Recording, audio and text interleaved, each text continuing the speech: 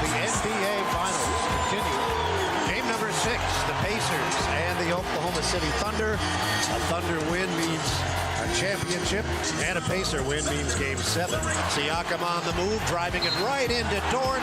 Out that, and put him on the line with a chance for a three-point play. Those are the early attacks you like there. McConnell in attack mode comes down the right side of the lane, and then retreats to the far sideline. Shepard has it. Left edge Toppin, another three. This time he's off the back of the rim. Turner above traffic, got the rebound, and fed it out to Halliburton for three. Nembhard has the ball, sends it right sideline to Halliburton. Out of the far corner, Nesmith goes back to Halliburton. Caruso stalking him on the right sideline. Here comes a long, long, long one from out beyond the hash mark. Halliburton's third three. Jalen Williams has his pass deflected. Halliburton steals it into the open floor. He got it to Siakam, who threw down the right-hand tomahawk. Cross-court Siakam for the slam. It's a 20-point lead. Put it in the basket. Pascal Siakam falling away. Puts it in at the buzzer. Outscore them 36-17 here in the second quarter. Recess in Game 6 through 2. It's the Indiana Pacers 64, the Oklahoma City Thunder 42. Down to 8 seconds to play. McConnell on the drive in the lane. Open man, and Toppin missed the three. Rebound punched outside. Shepard fires from the top. Good. He hit it, and that's going to count. Shepard just gets it off. It's good! It's good at the buzzer! He hit a three as time expired. The lead is 30. The magic carpet ride for the Pacers is not over. They'll play for an NBA title on Sunday night in Game 7. Final score, the Indiana Pacers 108, the Oklahoma City Thunder 91. The Ride with JMV, 93.5 and 107.5. The Fan. Crank that up. Staying alive with the Pacers and a decisive Game 7 coming up on Sunday night. There is going to be ample, thank you very much, my brother, ample discussion for that as we roll into your Friday on this Friday afternoon after 3 o'clock. Mark Boyle, Mike Breen, and a host of others on what was a spectacular performance last night by the Pacers. We kind of been waiting on an explosion and a little bit of distance, I felt, with the Pacers in the game, and that's exactly what you got. They ran away and hid. And as I mentioned a couple of different times this morning, Tony Katz and I were having this conversation twice, and this was another example I felt of the Pacers giving the Thunder a dose of their own medicine. And when you look at this series, that has really turned the table for both of these teams to this point. We saw the Thunder do that, for example, a week ago later on this evening in the fourth quarter of Game 4, doing things to the Pacers that the Pacers normally do to the others. And a decisive Game 7 for the first time since 2016 will be happening in the NBA Finals coming up on Sunday night. I'm going to tell you what, this is a springboard to one of the, if not the greatest weekends we have ever had around here. And you talk about being in a spot to rejoice. You think about this, and the question was asked of me this morning, all right, so who is, more, you think, going to have a little bit of the case of the nerves? And I think you could make an argument on both, because the Thunder came in not only with those in the know, but those that just don't know their ass from nothing. They came in as tremendous favorites. I mean, across the board, those that actually knew something about basketball and knew about the NBA and had seen the Pacers more than in highlights and a box score, and also with those that clearly didn't know anything. But this has been an absolute great series, as we talked about it being. Because while you saw Oklahoma City be as good as anybody over the course of this season in the NBA, the Pacers have been playing as well as anybody. And this group is still so incredibly resilient. It just makes you keep wanting more. Think about how close we are right now. We are on the verge of attacking 4th of July, and we're still talking about Pacer basketball. It's a beautiful thing. I was thinking about the celebration last night leading up to that game, and I'm at the District Tap with the owner, Michael, and I'm there with Chris Denary. I'm there with wife, Terry Denary. I am there with Jeremiah Johnson, and we're taking shots, and we're having fun, and we're talking basketball. Holy hell, this is like heaven. For me, a lover of basketball, I don't know other than winning in game number 7 how much more I can take because this has been so great. Here's what's also funny about it. It's going to be tough to get up for anything else. This has been so fun. Watching these guys has been so incredible. And I will also give a shout-out last night to the fans because the fans were also incredible. You brought it. I know the dialogue happened. I'm a block away from Gainbridge Fieldhouse for basically 5 hours prior to the game, and all I saw walking around was OKC colors and jerseys, and I'm thinking, wow, there are going to be a ton of OKC fans in that building. And I had felt just maybe the Pacer fans had gone through a little bit of a drop-off, if you will, because of the disappointment of Game 5, because of the memory of the fourth quarter meltdown and the disappointment last Friday night in Game number 4. But you could not tell that. That, simply put, was one of the greatest crowds that I have ever seen. Ever seen. And you brought it before, you brought it during, and it continued in celebrations afterwards. 108-91. Think about what the Pacers did to OKC last night, what they did defensively, and we'll get to that break coming up in just a minute. But what they did to SGA and to Jalen Williams. SGA turns the ball over 8 times, 21 times for the game for the Thunder, which is completely out of the ordinary. The lowest scoring game of their season. And you can have people talk about how, well, they still had another opportunity. They knew that they had waiting on them the possibility of closing at home in a Game 7. That's not how you attack things. I think that's kind of the dialogue that dorks like we might have. Hey, dork, what do you think? Yeah, dork, we're both dorks talking about how a team is okay with losing Game number 6 because they know they're going to have home Game 7. I think a lot of people have described that as being a dangerous thing. I don't think it's I just think it sounds stupid. These guys don't think that way. Okay, Oklahoma City thought, listen, we conquered them in the 4th at their own game in game number 4, and then we took them to the woodshed most of the game in game number 5. So you felt you're going to come here and have a little celebration going on. If anything else, felt confident. And then the Pacers flipped it. And I love how they flipped it. Defensively, we talked all day yesterday about how they would handle it. We all had these incredibly great ideas, right? How they're going to handle it. What are they going to do? And what Rick Carlisle and his staff decided to do was go ahead and relinquish the full-court pressure defensively. And then go at their 2 major scorers. That's Gilgeous-Alexander and Jalen Williams. And double the ball when they have it, try to force it out of their hands, make what they're doing even more incredibly difficult, and that was the name of the game. They made absolutely everything as difficult as possible as we witnessed for the Thunder and those 2 players. And I will also factor in this because I am a firm believer. I think you have seen, for the most part, throughout this series, have you not? You have seen the bench play such a radical role. You saw it again last night with Obi Toppin, with T.J. McConnell playing a significant role in terms of ending up winning. And you've seen that as well. You saw it with Wiggins and Wallace in Game 5. You've seen it a couple of different times with Caruso. And that is just stuff that's going to get you beat. But also last night, the bench play, I mean, you can factor in Isaiah Joe had 11 points, but how much of that, how many of the 3-point makes and especially how much of that bench production came when the game was already decided.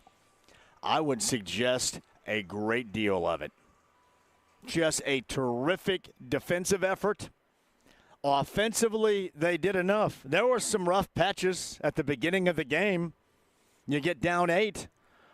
Start of the third quarter, neither team could score, but you really felt good, I think, even in the third quarter with the Pacers not scoring. It was a little frustrating, but you felt good about it because the Thunder, they weren't scoring either. Last night's game plan was tremendous. The execution of the game plan, tremendous. Tyrese Halliburton was not just a decoy. He was ready to go out there and play, and hopefully even better with that calf strain coming up on Sunday night as well. 14 points, but he was out there playing hard, made things happen. And then others like Pascal Siakam and Obi Toppin. Can you talk enough about the bench play of the Pacers with Toppin and with McConnell? Man, I remember going back. How many times this season did I have to argue with people about just how important, how essential? I described him as essential personnel for this group. TJ McConnell. Anybody remember that? Anybody remember sending me stuff suggesting that he can't play and he needs to go and they need to better themselves coming off the bench at that position? Now do you understand? You should have understood before, but now do you understand? Essential personnel. And that's what this group is to a man. And full disclosure, I would love to see them win on Sunday, but it's a foregone conclusion. You have to be outside your mind not to want to bring back this core. To do the most you can when this season is complete after Sunday, to not just bring everybody back, but to make sure you also add. If Steve Simon is cool with venturing into the luxury tax, you got to make sure, absolutely make sure you bring this group back. Why would you want to do anything else? It continues to be incredibly special. This just has been great. My favorite team of all time, and I felt that they showed that to you again last night in the way that they played, the way they attacked the moment, and the position now they have placed themselves in. And they are on the verge. As I mentioned, do I want them to win? Absolutely. But I'm going to feel the same damn way about this group on Monday as I do right now. The absolute most fun. So you talk about the good of this team. You can talk about the bad of this team. Obviously, thank you, Scotty J. You are clutch as ever right there, my brother. Miles. People are asking, obviously, with me, it's about Miles because I'm his agent. So you ask about Miles. Miles is in a zone right now. And the zone that is familiar to hoopers out there, it is the zone that you do not want to be a part of. It is called the broke as a joke zone. He's broke as a joke. 1 of 9 last night. There is nobody on the face of the earth that needs the 3 and to see that thing drop more than he does right now. But I know it's going to surprise you. I'm going to give him credit. I'm going to give him credit defensively because oftentimes when Miles goes through a funk, and this is a major funk at the worst possible time, he loses sight of everything else. He didn't lose sight of everything else last night. He hung in defensively. He did. And whether we were talking about Hartenstein or Holmgren, Holmgren was basically as ineffective on the offensive end as Miles was. Holmgren was also 2 of 9 and broke as a joke. Miles hung in, and that's what you want. The thing I want to explain to everybody out there, regardless of if Nembhard had a bad game 5, he bounced back and had a tremendous game number 6. The thing you need to realize overall is this is a team. They have won this season because of the team concept. They have really good players that play at a high level together. And if one guy is down, somebody else is there to be able to step up. That's what makes this Pacer group as special as it is. And you have seen that over the course of this series. You've seen that prior to in the postseason. This is why they're special. because if it's not who you think it's going to be, oftentimes it will be somebody else. I know that they went through some offensive rough patches last night, but legitimately, really everybody but Miles saw the ball go through the basket. That's important. That is important going into a game like this. Being able to keep the nerves down. It's not any other game, but try to keep it like it's any other game. And know this to be true. This team has turned the ball over in OKC in 3 games in this series 61 times. This is not any earth-shattering news by any stretch to anybody that knows basketball. But you turn the ball over, and it's probably going to be your ass. And in this series, it definitely has been, with the exception of what we saw from the Pacers in game number 1 in their survival. That is basically the only time. Normally, you turn it over at the highest clip, you come out as the loser. And now we have seen both the Thunder do it to the Pacers many times, and we've seen, obviously, the Pacers do it to the Thunder last night. Yeah, what it means for everybody around here, from being, obviously a long-time Indianapolis, long-time state of Indiana person here, what it means to everybody, it's as special as it's ever going to get here. This is it. You wait 25 years to get this squad back to the postseason. That's exactly where they are, and they're in position, I should say the postseason, but the NBA Finals, and they are putting themselves in position, unlike they were able to do back in 2000 against the Lakers, to take home a title. Man, that's all you can ask for. You can also ask for the fight, but they give you that fight each and every time out. All right, 239-1070 is that number. I've got time to talk with you all. As you can tell, it is a little bit warm out here. I don't know, Dev, you think I went with the blue? Was that a bad choice today? Will I show up a little hot and sweaty? Probably. On camera here. It is a little bit hot out here today, but again, it's Victory Field. You can kind of see it a little bit behind me right here. As always, you look out over downtown Indianapolis. It is a fantastic view, and the field is great as well. I know Greg Rakestraw is going to join us. He'll get you lined up with the teams, and obviously there's some local flavor coming up here in game number 1. We'll talk about that with Greg a little bit later on. We've got a loaded show talking, of course, about the NBA Finals and decisive game number 7 coming up on Sunday. We've got an infiltrator. We have somebody inside the inner workings of the city of Oklahoma City. His name, Tucker Barnhart. Tucker Barnhart plays in Oklahoma City. Tucker Barnhart and our friend Drew Storen ended up at game number 5 not too long ago. Tucker Barnhart and Drew Storen are evidently going to game number 7. And nobody is enjoying the Pacers and watching this experience as much as Tucker Barnhart. Obviously, Tucker Barnhart knows about this field a little bit here.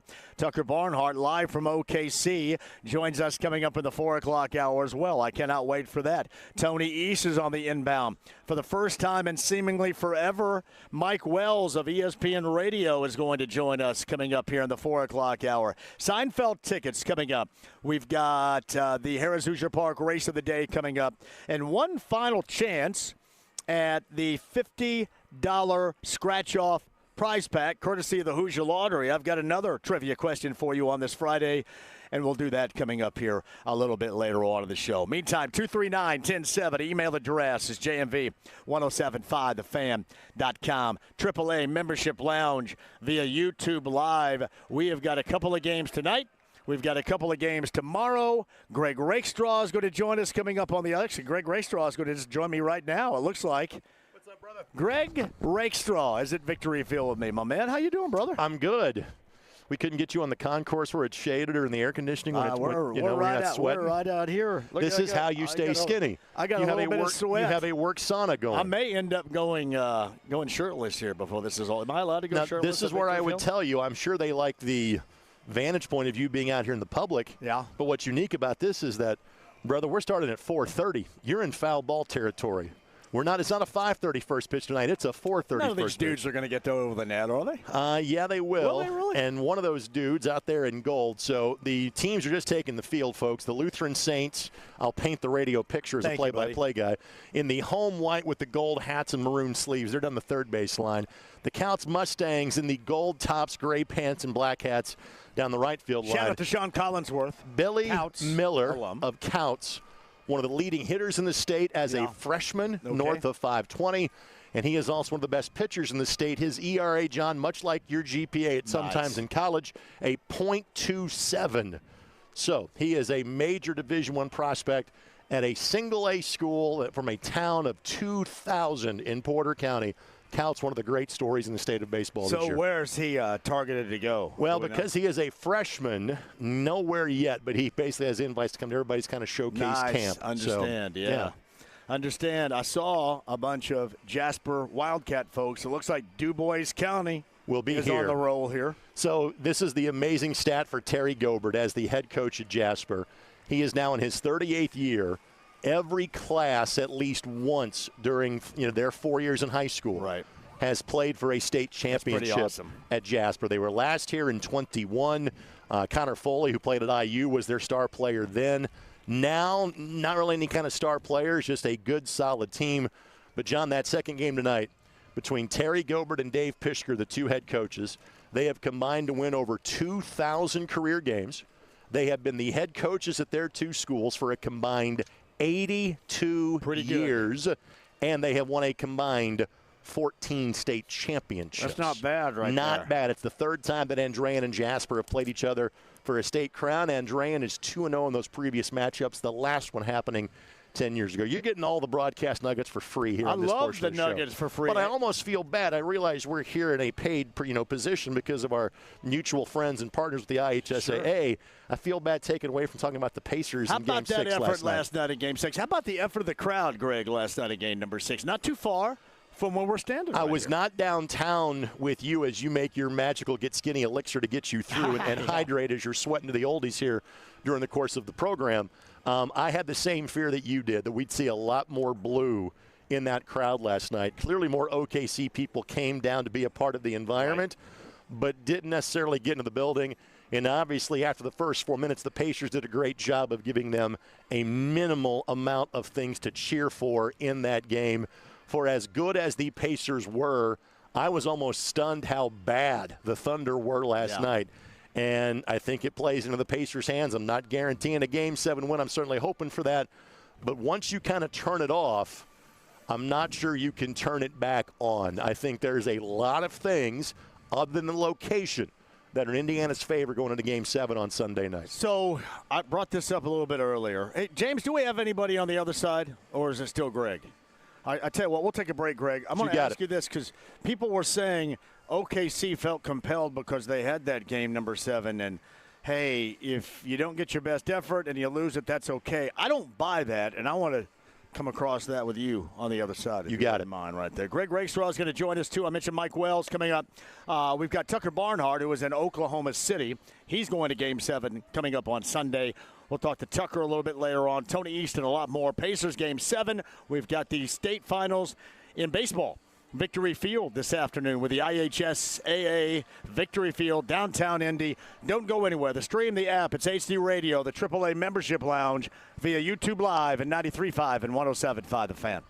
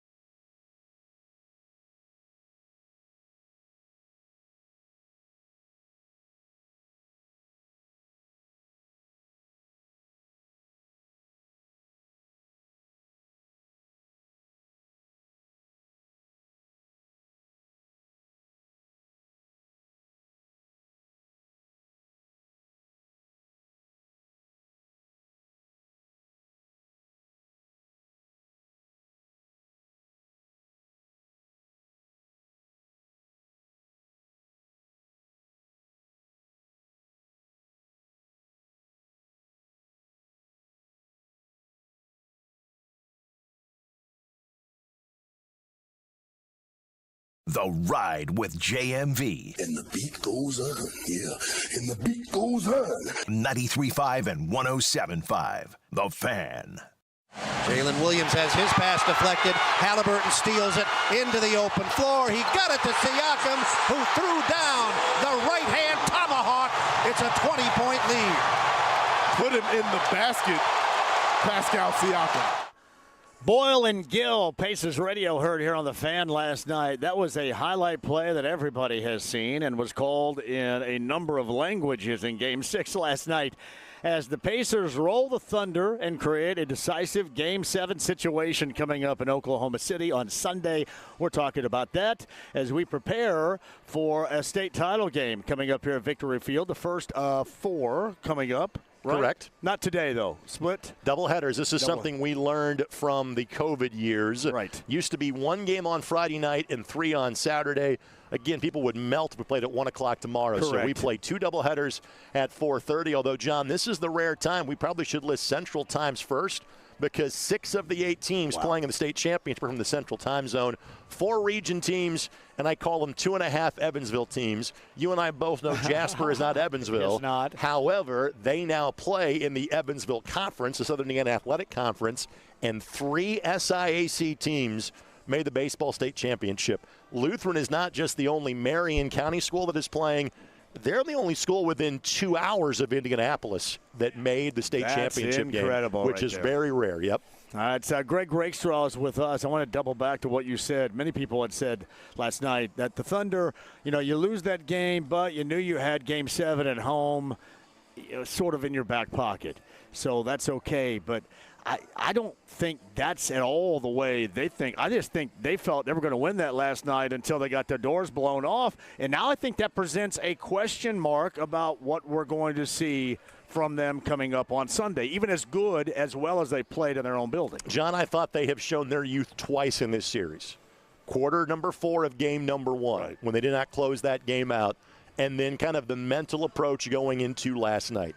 And then when you get up 10-2, when Indy is struggling to score the basketball early, you had an opportunity to kind of slam the door shut, and you did not do it. Now, the only time that I thought that the Thunder could logically truly think about game number 7 is the fact their starters did not play in the fourth quarter, which is absolutely what they should have done. At a 30-point game, good night, sit on the bench, rest up, and get ready for game number 7 on Sunday. Again, given what they have shown in terms of bouncing back, they may handle this just fine, win on Sunday, and it's a blip in the radar for them. But they also may have just left the door open a crack for the Indiana Pacers. Let's see if the Pacers can take advantage of it. What is going to win over here? Because we have seen in a handful of games of this series, Greg, so far, the normalcy of one team prevail being utilized against them. Meaning Pacers turning the Thunder over, as we saw last night, meeting the Thunder in Game 4, closing a game in those clutch moments that belong to the Pacers in this postseason. You don't normally like to get thrown back in your face what works so well for you. And I think over the course of this series, we've seen both teams do that to one another to get us to this decisive game. Did you just find a fancier way to say a pressing team doesn't like to be pressed? There's something no along question those about lines? that. It sounds very coach speak. And I think of all of the attributes from last night that have to carry over to Sunday night, it is turnovers. The Pacers found a way to win in dramatic fashion in game number 1 while committing 25 turnovers. You cannot do that twice in a series. For the Pacers to be successful on Sunday, you have to find a way to keep that number as close to last night's number as possible, because what that allowed you to do on a night where you were good from three-point range, but especially more Obi top than anybody else, you won handily without having to shoot the basketball well from three-point range because you maximized your possessions. You've got to do that again on Sunday night. They have not, or rarely in this case, won a game where they don't score 110. And they're under 110 at 108 last night. But when you do what you do defensively and you turn the Thunder over at the clip 21 and then 8 for the MVP of the NBA, that normally is going to get it done for you. I think I've had more aggressive scoring in second halves of Indy 11 matches at times than we saw from both the Pacers and the Thunder in the first 4 minutes of last night. Simply put, in their own building, The Thunder just had their worst offensive night of the season. They're not going to have that again, what I mean to say, going back on Sunday. So, again, there are things that you can do to slow them down. You will not hold them down the way in which you did. That's simply not going to happen in their building, which means you have to keep your offensive efficiency going if you're Rick Carlisle and company. It's Greg Rakestraw with us, Victory Field. We'll get into that in just a second. How'd you think Halliburton looked? And then playing off of that and getting that extra rest and now prep time for Sunday, how do you feel that's going to translate for him going into Game 7 Sunday night? Good enough. And this is where there has been such a debate, and more so from outside of this market than in it, but the whole Tyrese Halliburton superstar debate. Well, the Pacers just need Tyrese to be a contributor. You know, clearly he has been the most clutch of players, but it's not like they have won because he has scored this massive amount of points. They just need him to do his job, which he did last night. Again, 14 points, 23 minutes, 5 of 12 from the field, I think, is what he was in last night's game. I can think of 3 threes that he made during the course of that game. Would you like him to score more? Absolutely. But just having him out there to where you don't have to run down T.J. McConnell or Andrew Nembhard, that is, again, where the depth of this team is so crucial. Tyrese doesn't have to carry them, but he obviously has to be a big part of the rotation, and he checked that box last night. All right, state finals in baseball. I know you're going to be on the call for everything. What about this initial contest? We've got some local flavor coming up here with Lutheran involved. All right, so I'm on the call on the television side for the 2 games tonight, all games streamed, ihsaatv.org. Tonight is 1A and 3A. Tomorrow is 2A and 4A. Rob Blackman, Brian Jennings have the call tomorrow night. Chris Walker and I have the call this evening. So Counts and Lutheran. And again, the name to know for Counts is Billy Miller. He's one of the top freshmen in the class. And for a freshman to be your best player in this sport just does not happen. That's a big deal. Again, Andrean and Jasper, the heritage of those 2 programs are remarkable between Dave Pischker, Terry Gobert, and the combined 14 championships they have won. Tomorrow, Mater Dei and Boone Grove, who have both made state finals in the past. Boone Grove has won. That's the 2A game. The 4A game is Valparaiso and Evansville North, and they'll both be wearing green. And Valparaiso is led by Cade Crowell, who is their star pitcher. I went to college with his dad, Jim. Jim went from pitching at the University of Indianapolis in '95 to pitching for the Cincinnati Reds in 1997. Now, Jim did not have a lengthy major league career. In fact, he after he made his debut with the Reds in '97, didn't make it back to the bigs until he was with the Phillies in '04, pitched briefly for the Marlins in '05. That's it. His major league career spanned 10 games. But Jim actually pitched here for the Indianapolis Indians, and I got to check on this, John, because we're now in the 30th year of, I guess 29th year of having baseball state finals here. I'm not sure if we have had a kid play in the state finals whose dad played for the Indianapolis Indians. That might be a first, but very briefly, his dad pitched here for Indianapolis, so it'll be cool to be a part of that tomorrow night as well. It's a busy couple of days for Greg. Now, does this close out other than the Indy 11? Your summertime? It does high school-wise, certainly. The calendar. Correct. Tonight are my 16th and 17th state finals broadcasts that I have done for the year. I will now have Indy 11 for each of the next 2 weekends. We are 3 weeks away from the IFCA North-South All-Star Game in football at Decatur Central. So this is my last high school sports broadcast in 21 days. It's about as big of a gap as I get all year. All right, before I let you go, I mentioned this, what it means for me being from this state. I know what it means to Jake Query before me, being as long as he has from this area. What's the Pacers' work they're doing right now for the first time in 25 years being a part of the finals, and then obviously with a chance with one more win to win it all. What's it mean for you as a native Hoosier? I never feel like the sports fans here are deprived because we have so much. You know, from a pro standpoint, from a college standpoint, from a high school standpoint, the one thing that I feel that we were deprived of when the Colts won it 18, 19 years ago, it was so stinking cold back then. There really wasn't a parade. There was a brief procession to get to the dome and get everybody inside because the temperatures were below zero. I want a freaking parade. That's what I want to see happen next week. So, you know, winning a championship would be wonderful. The Pacers would be the 21st different NBA franchise to win a world title. It'd be awesome to look in that building and see that banner added to the rafters permanently. But the ride has been so good and you touched on this in the opening segment of the show, I'm not sure how you top it other than winning Game 7. Yeah. That's what I want for this city. I want a parade next week. That's what I want to see. That is Greg Rakestraw right there, who's going to get started with a busy weekend. Yeah, I'm like on in like Field. 50 minutes. Yeah, you got to get rolling here, Yeah, too. buddy. You got the AC on in there, don't you? I've got fans and air conditioning. So, the visiting radio booth is actually open next to us. So if you're worried about being in foul ball territory out I'm here, good. you just shuffle on up over there. You'll be fine. Yeah, I'm good right here. I feel pretty good. As long as Dev's good, I think I'm good right here, too. I think Dev will protect me. Let's give just Dev a in case. mitt just in case. Yeah, we'll make get him the get bullpen catcher of the operation. My brother, I appreciate you. See you, dude. Tomorrow night, JMV Takeover. It is going to be incredible party atmosphere. Just party. Party theme. Party JMV Takeover. Thank you, Greg. Greg Rakestraw here with us. Victory Field, again, Couts and Lutheran, game number 1, as it looks as if Lutheran is warming up right there, and the Mustangs are out there as well from Couts. As we're talking, quick break, we'll come back. I've got time for you. Let's reflect on last night, and let's look forward to hopefully what is a positive expectation on Sunday. You guys ready at 239-1070? We shall do that. You want the guy from Madrid and the update yesterday. Dev, what'd you think about the guy from Madrid that came on yesterday? The update is I had to write an email. There's an update for you. That was a first for me, but I felt compelled.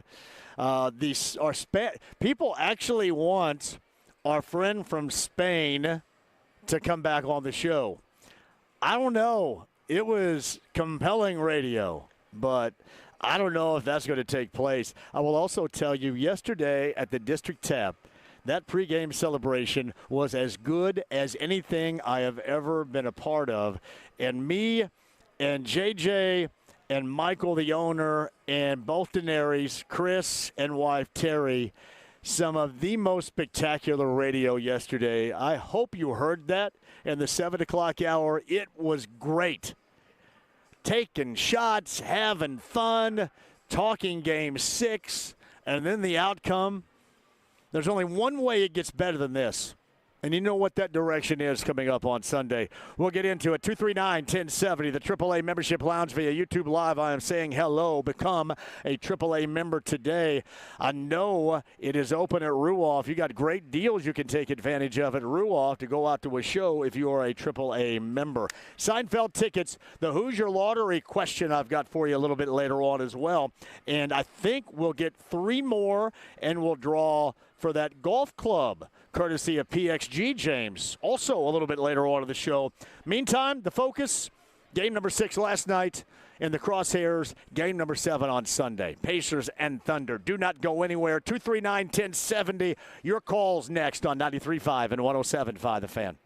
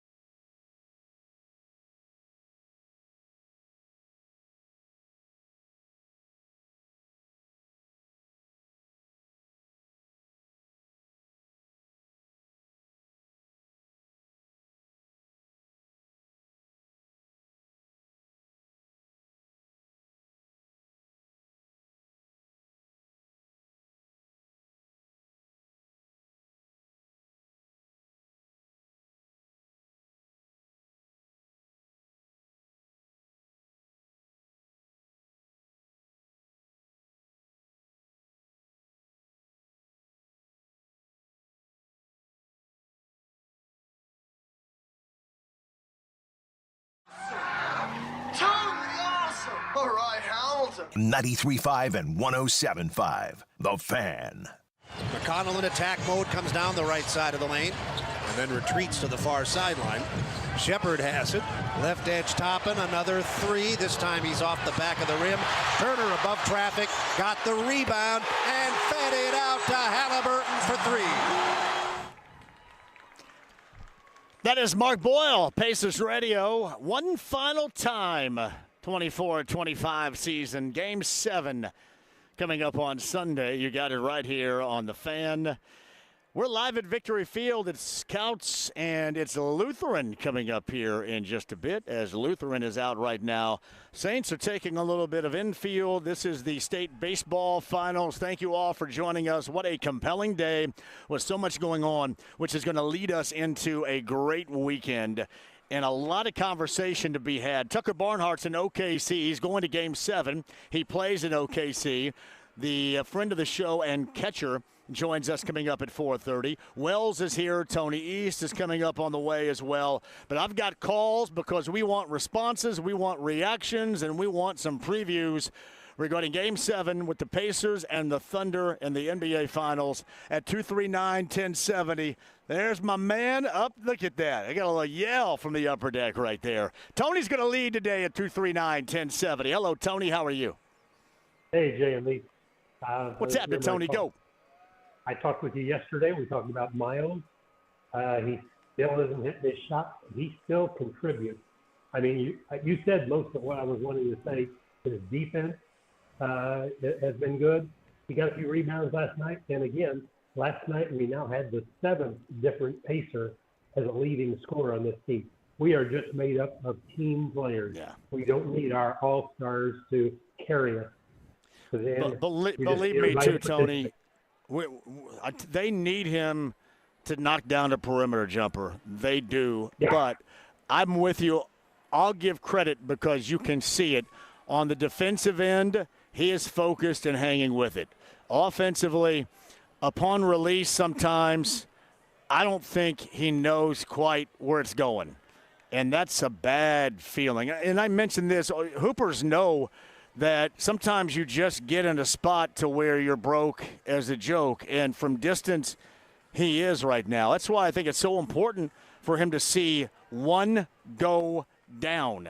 And they're trying to get him started, but they haven't been able to do it.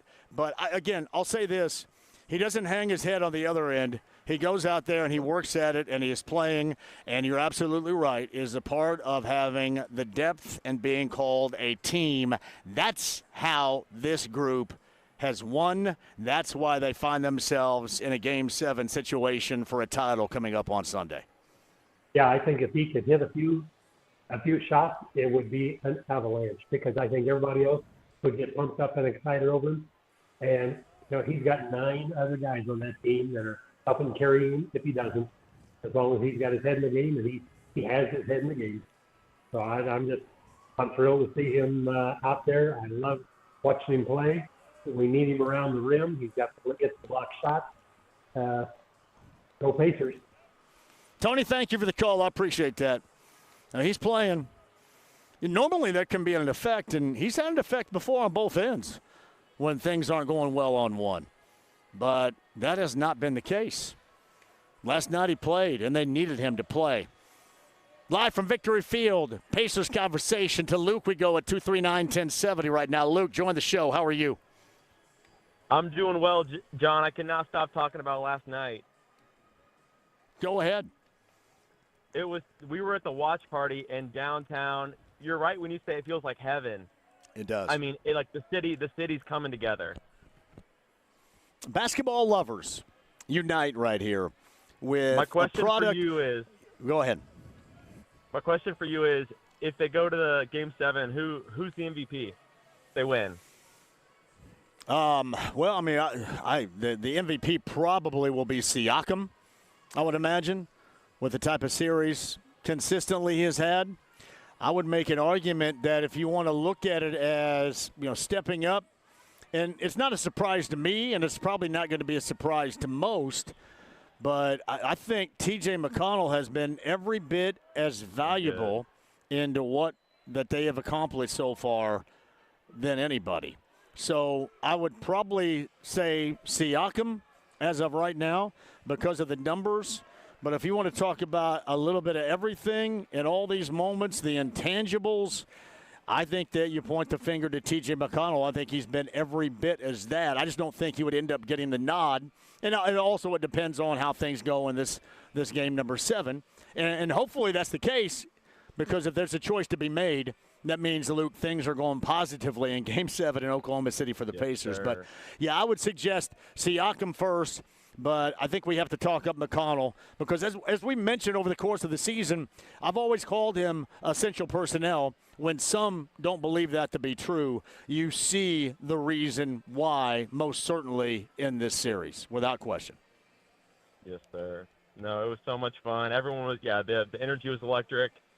Yeah, it was an amazing time. Luke, enjoy that. A decisive Game 7 for us to embrace coming up on Sunday. We'll help get you there. I got a JMV takeover tomorrow night. That's going to be a party version. I think the live shows, the Coquelot, Mystic Waters Campground, those have been epic because we've been live. This will be the most epic 6 hours of fire-up party music that you have ever heard in your life. I promise you that tomorrow night on B105.7. In your life. I don't care if it's you and your playlist or a friend's playlist or some station you've heard in the past. Nothing is ever going to compare to the night we're going to have together tomorrow night on the All Request JMV Takeover on B105.7. Victory Field, we'll take a break, come back here. You got Lutheran, you got Couts coming up here in the first game of 4 state finals contests. 2 today. 2 coming up tomorrow. Victory Field, downtown. Mike Wells, ESPN Radio. Pacers, Thunder, Game 7. Do not go away with those calls. We're coming at you as well. 93.5, 107.5, The Fan.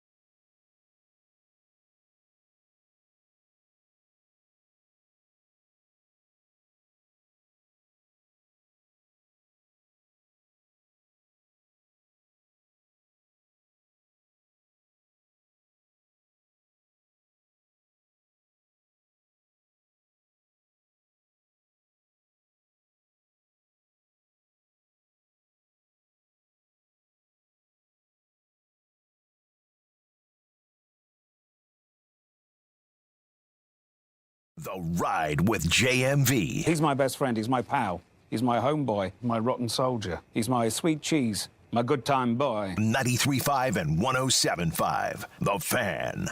Siakam with the left hand finally picks up the dribble. The shot clock's at 10. McConnell driving down the right side of the lane, runs into a crowd, backs up to the edge of the arc, now attacks again, pulls up right of the hoop and knocks down the short jumper. That's a tough shot out of a timeout there. Siakam bringing the ball to the floor, just hounded by Williams. 34-31. Mark Boyle, Eddie Gill right there. Game 6 highlights, Pacers Radio Network. One final time in what is going to be a fantastic Sunday night Game 7 in Oklahoma City between the Pacers and the Thunder. Best of 7 tied at 3 games apiece. It was all Pacers all the time in Game 6 last night. One more time, too, for the crowd in the building. Absolutely incredible. And I will tell you this, I do deal in hyperbole, and I do it often. In this case, it's accurate. That may have been the best crowd that I've ever heard. Especially thinking that they're going to be overloaded with Thunder fans. The best crowd. And it helped so much. Even at 3 games apiece, Game 7 coming up on Sunday, 239-1070 for you guys if you want to jump in and talk about just how special this run has been and what could be with one final win in Oklahoma City that is coming up on Sunday evening. Now, live from Victory Field, Couts and Lutheran getting ready to get started here in a state finals matchup this afternoon at Victory Field. You got 2 today and 2 coming up tomorrow as well. We shall explain a little bit later on. Tony East, Tucker Barnhart is our infiltrator in Oklahoma City. He and Drew Storen attended Game 5. He and Drew Storen going to Game 7. We'll get the latest from Tucker in OKC coming up here at the bottom of the hour. But on the Andy Moore Automotive Group hotline, ESPN Radio Zone, and friend of this show, Mike Wells, has joined us. Did you ever think, and as somebody that covered the Pacers for a long time, that any point in a moment this organization would be in this type of Game 7 situation as we view coming up on Sunday night, Mike? But your favorite person in the Wells household and I are driving back from Washington, Indiana right now. So yep. I lose because we're stuck somewhere out here and I lose reception. So I'm apologizing in advance. But back to your question, no, in all honesty, I didn't think they would get in this position.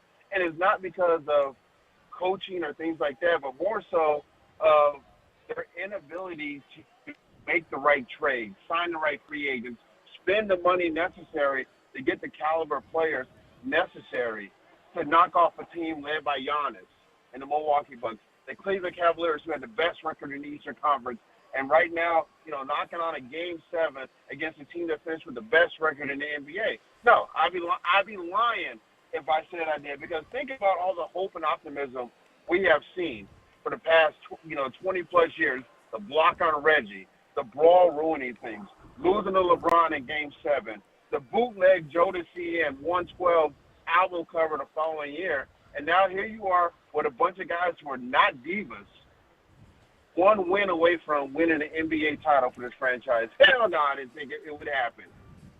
It's Mike Wells of ESPN Radio. He's going up I-69, so if he hits a dead spot with the cell zone right there, which are many, because I know the Redneck Audubon very well, we'll double back with him. But you mentioned, and this is something we haven't talked about a great deal. We'll normally leave that for reflection, but since you brought it up, I will talk about it with you. The job organizationally with Kevin Pritchard, with Chad Buchanan, along with head coach Rick Carlisle, simply put, can you find anything across the landscape? I know all in the NBA has talked about with Sam Presti. He was the executive of the year.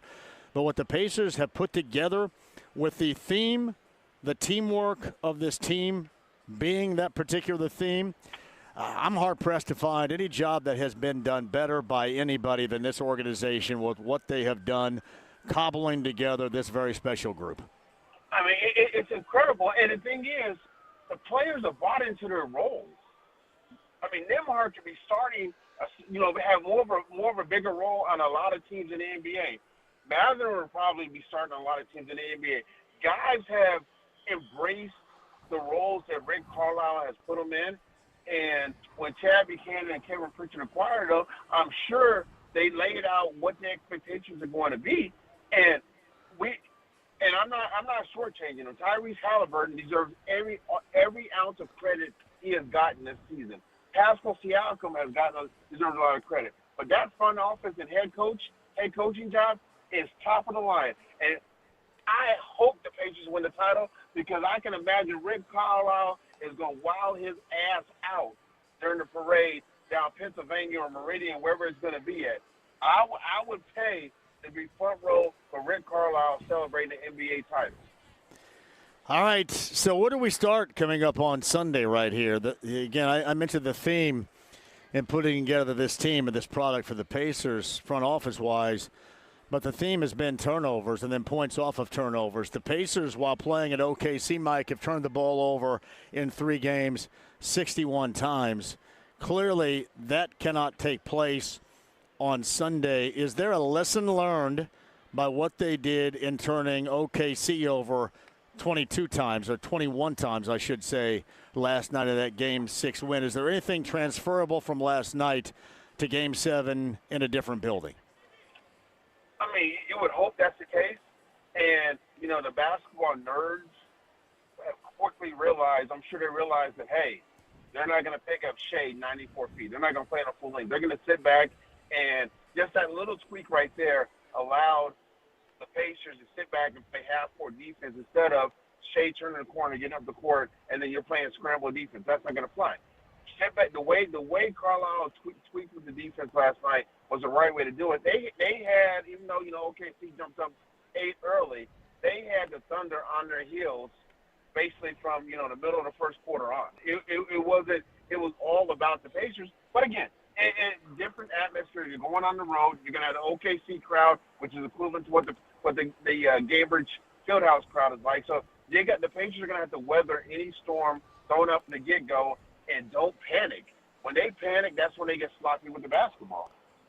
And I think that's a great point you make, because they have panicked. In Game 5, they did, and that not only has an effect when the Thunder are pressuring you, but for the Pacers, it had an overall effect. And what I mean by that is even what would be, trying to run a normal offense, those passes, they ended up in bad spots on the dribble with too much dribbling.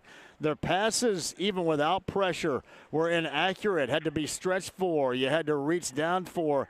I think what happens is when they play like that, it messes up absolutely everything. And this offense is too important to see that take place, because this offense, I think, also most of the time, as good as it is, it benefits how good they are on the defensive end. And I think that is clearly going to be something you look for on Sunday night, too.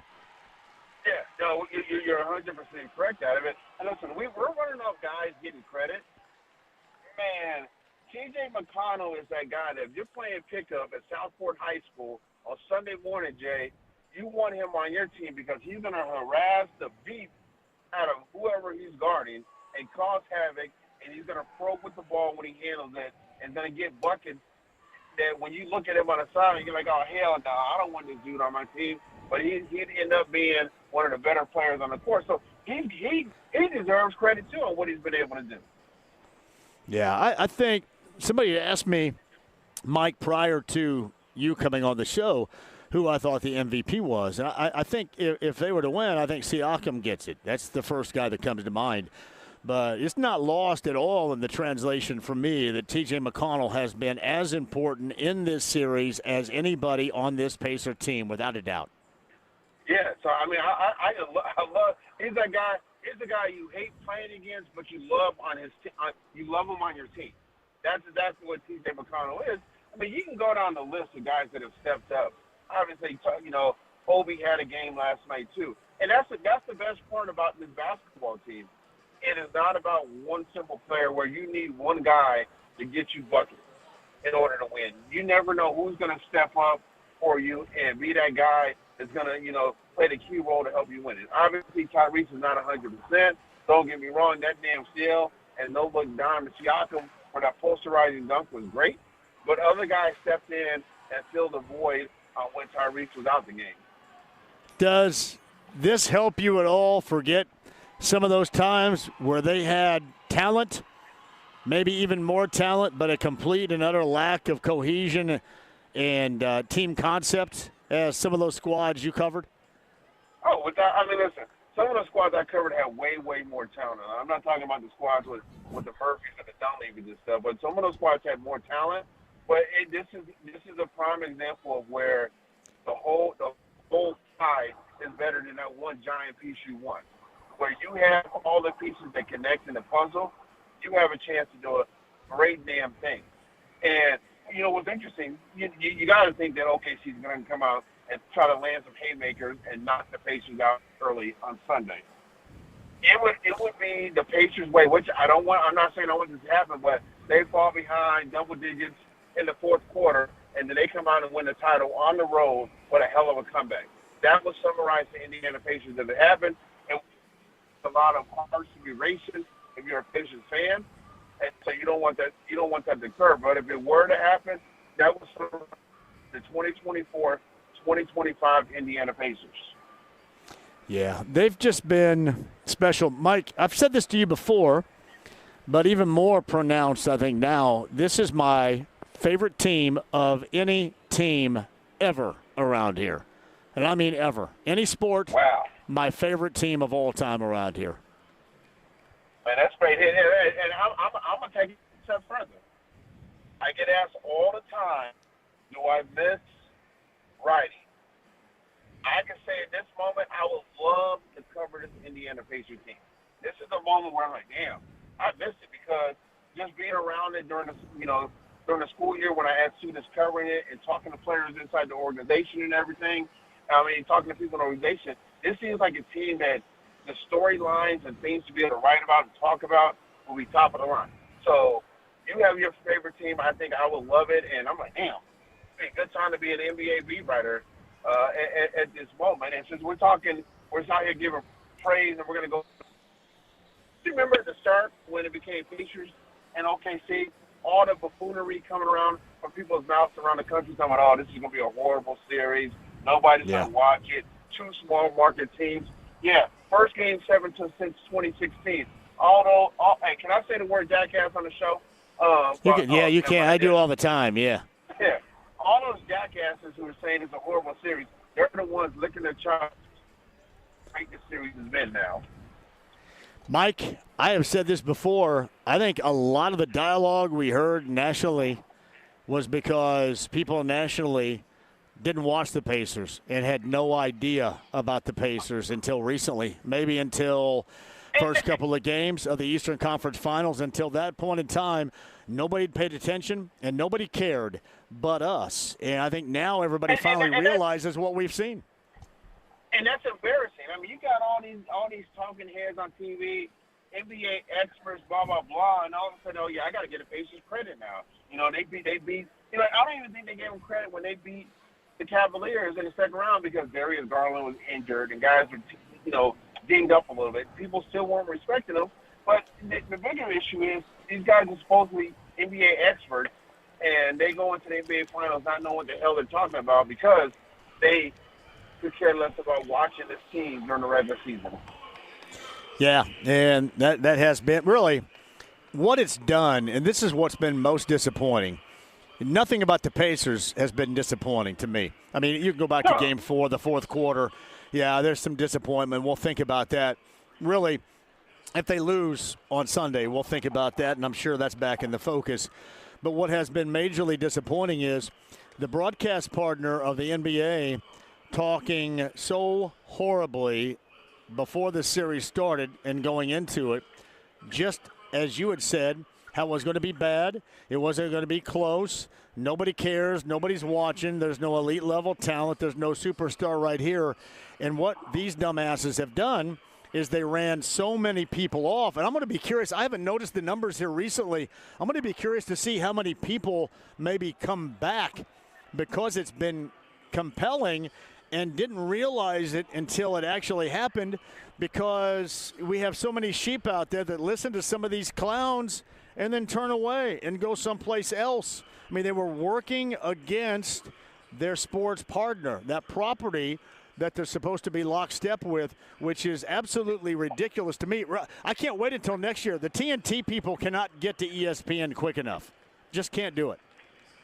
Yeah, it's been, I just can't believe the lack of it. And the thing is, I mean, now they're yelling and screaming and trying to go at Tyrese and everything. Stop being sensitive, because Tyrese calls you out in the presser and stuff like that. It's just, I'm like, come on, man. It is Shaq, Charles, and Kenny are going to be pure entertainment once they get over this way. You got Mike Wells, ESPN Radio, on the Andy Moore Automotive Group hotline right there. Man, I know you got some traveling again, rolling up I-69 right there. It's good to have you back. We're going to be staked out watching this bad boy on Sunday. Doing this at home? Hey, I'm just sitting on my couch. You know what? Actually, you know what? I might venture downtown for Game 7, just because if they win if they pull this off in the game, the excitement out of it, I may step out and have to watch the game downtown somewhere Sunday night. Get me some wings and just enjoy the environment of what this franchise is about to go through. Yeah, we'll do that. So that's outstanding right there. That's a good plan. Well, tell my good friend riding with you right now to have a great weekend, and the rest of the family. I think you have a son that's celebrating a birthday this weekend too, right? Yeah. Happy birthday to my guy Tay, turning 14. He's got almost more hair above his lip than I do, man. And hey, we can't get out of here, bro. Hey, so how did you tear your calf, man? I was running the break in the lane. I should say run the fast break lanes on Wednesday night, playing at GCA, Greenwood Christian Academy. And ball was coming my way. I was reaching back for it, kind of turned to do a little bit of a back pedal, a twirl to catch it, and then to continue a speed dribble down the floor to eventually put it in, as I normally do. And something popped and snapped and was loud, and I felt it. And it was like, people say, was it like somebody kicking you in the back? It was kind of like that, but it was more like somebody grabbed a wire that was connected to my calf and to my heel and just violently yanked it. That's what it was like. Now, I've been boot-ridden for the past 2 days, and I will say that it feels better in a boot. So we're going to see where we are after we wear this boot a little bit more. But, yeah, it all is the hazards of a 55-year-old reckless dumbass that thinks he's 25 or 15 again and gets out there and goes as hard as he can. And I have to understand, I think the rest of my body is still not caught up with the past year and what's taken place, transformationally speaking. So I got to realize that. It's just kind of the price you pay sometimes when you play at this age. Hey, speedy recovery. And I know at some point, if you haven't done it yet, you give me a prediction. What have you said? What will you say? Or can you not say right now? Oh, the Pacers? The Pacers are going to win. There's absolutely zero way I am not going to pick. I think I picked the Pacers in 7 anyway, so I'll stay with the Pacers in 7. There's zero way I'm going to go against it. None. And if people want to say, well, you're just being a fanboy, those people could smooch my rear end. I don't care. Because it's time. I've seen everybody come together for something, Mike, in a way and a fashion that we have not seen forever. This is tremendously special from somebody from this state that has grown up around here and put up with a lot of mediocrity and losing. So there is zero way I'm going to pick against them on Sunday. How about you? Well, first of all, anybody who says you're being a fanboy is a buffoon. Because buffoonish. It is buffoonish behavior. They have not paid attention. I'm telling you, anybody who goes against them also, I'm riding. I'm be transparent. I picked OKC in 6 games. I thought they would win in 6 at the beginning.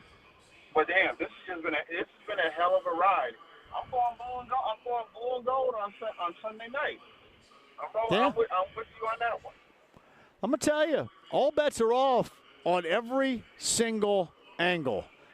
All bets are off. You get into Game 7 scenario here, who knows what the hell is going to happen. And I'll say this, regardless of what takes place on Monday afternoon, this will still be my favorite team of all time, and this will still be as special of a season that I never would have imagined. It has been a glorious thrill ride to this point provided by the Pacers. Nothing more, nothing less. A glorious thrill ride that was necessary, as we saw around here. Hey, and I'm gonna tell you right now, when they win the championship on Sunday night, I'm barging my way onto your show on Monday. I'm gonna tell you right now. I know you guys are gonna be jam packed with guests, but I'm barging my way on the show Monday. You do it, my man. Safe travels. Back up I-69. All right, talk to you. It's Mike Wells of ESPN Radio on the Andy Moore Automotive Group line. I'm not going to be foolhardy. Listen, I've said this all along. I've got a little bit of pride in this, too. I didn't make any decisions. I guess I did right here. My decision was to run it back. I embraced the run it back. I've embraced Miles for 8 years. I've embraced T.J. McConnell being essential personnel, most of which has been widely criticized by Pacer fans. Well, we need to do this, and we need to do that. You need to shut up and listen is what you need to do. Because this, to this point, has worked out fantastically. And we'll see if they can close it coming up in Game 7. That, of course, on Sunday night. 239-1070 is the number. Hey, James, I do want to get Cam on here before the break. Cam, join us now. How are you, sir? Oh, John, I'm great. I still got a headache. I was in the building last night, and I think it might be because of the crowd. It might have been because of all the beers I had afterwards celebrating, but I'm going to go with it was the crowd. But last night was just awesome. I think the Pacers just, for the first time the whole series, they looked comfortable.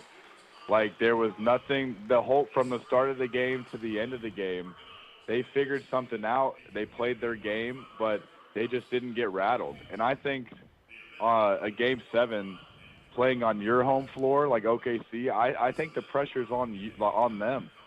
I mean, I think they have a lot more pressure playing at home for Game 7 than we do on the road. Hey, Cam, they've dealt with a couple of things here. They've had a decisive game on their home hardwood earlier this postseason.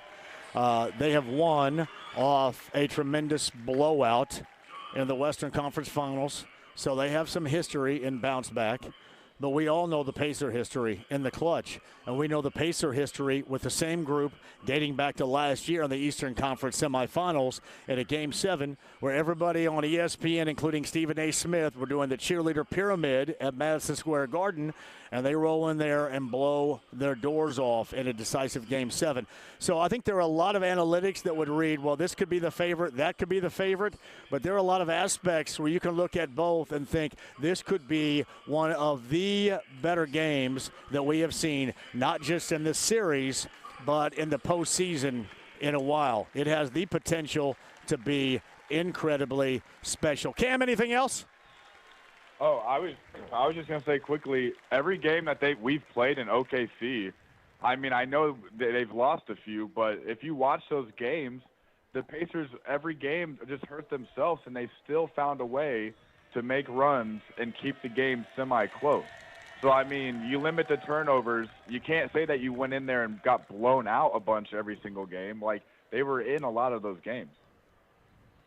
So, Cam, thank you for the call, man. Enjoy decisive Game 7 on Sunday. Victory Field. We've got a game getting ready to get started. We'll come back. My man Bart from LD is in the house, too. I'm going to mention him in just a second, too. And go to OKC. We've got somebody on the inside, somebody in the building in Game 5, somebody that will be in the building in Game 7. You know him very well. In fact, he knows this field well. Tucker Barnhart is going to join us, bottom of the hour. Tony East, 5 o'clock hour. Victory Field on a Friday. So much celebration in what is going to be a spectacular weekend. Don't go anywhere. The stream, the app, it's HD Radio, the AAA Membership Lounge via YouTube Live. Stay right there. 93.5 and 107.5 The Fan.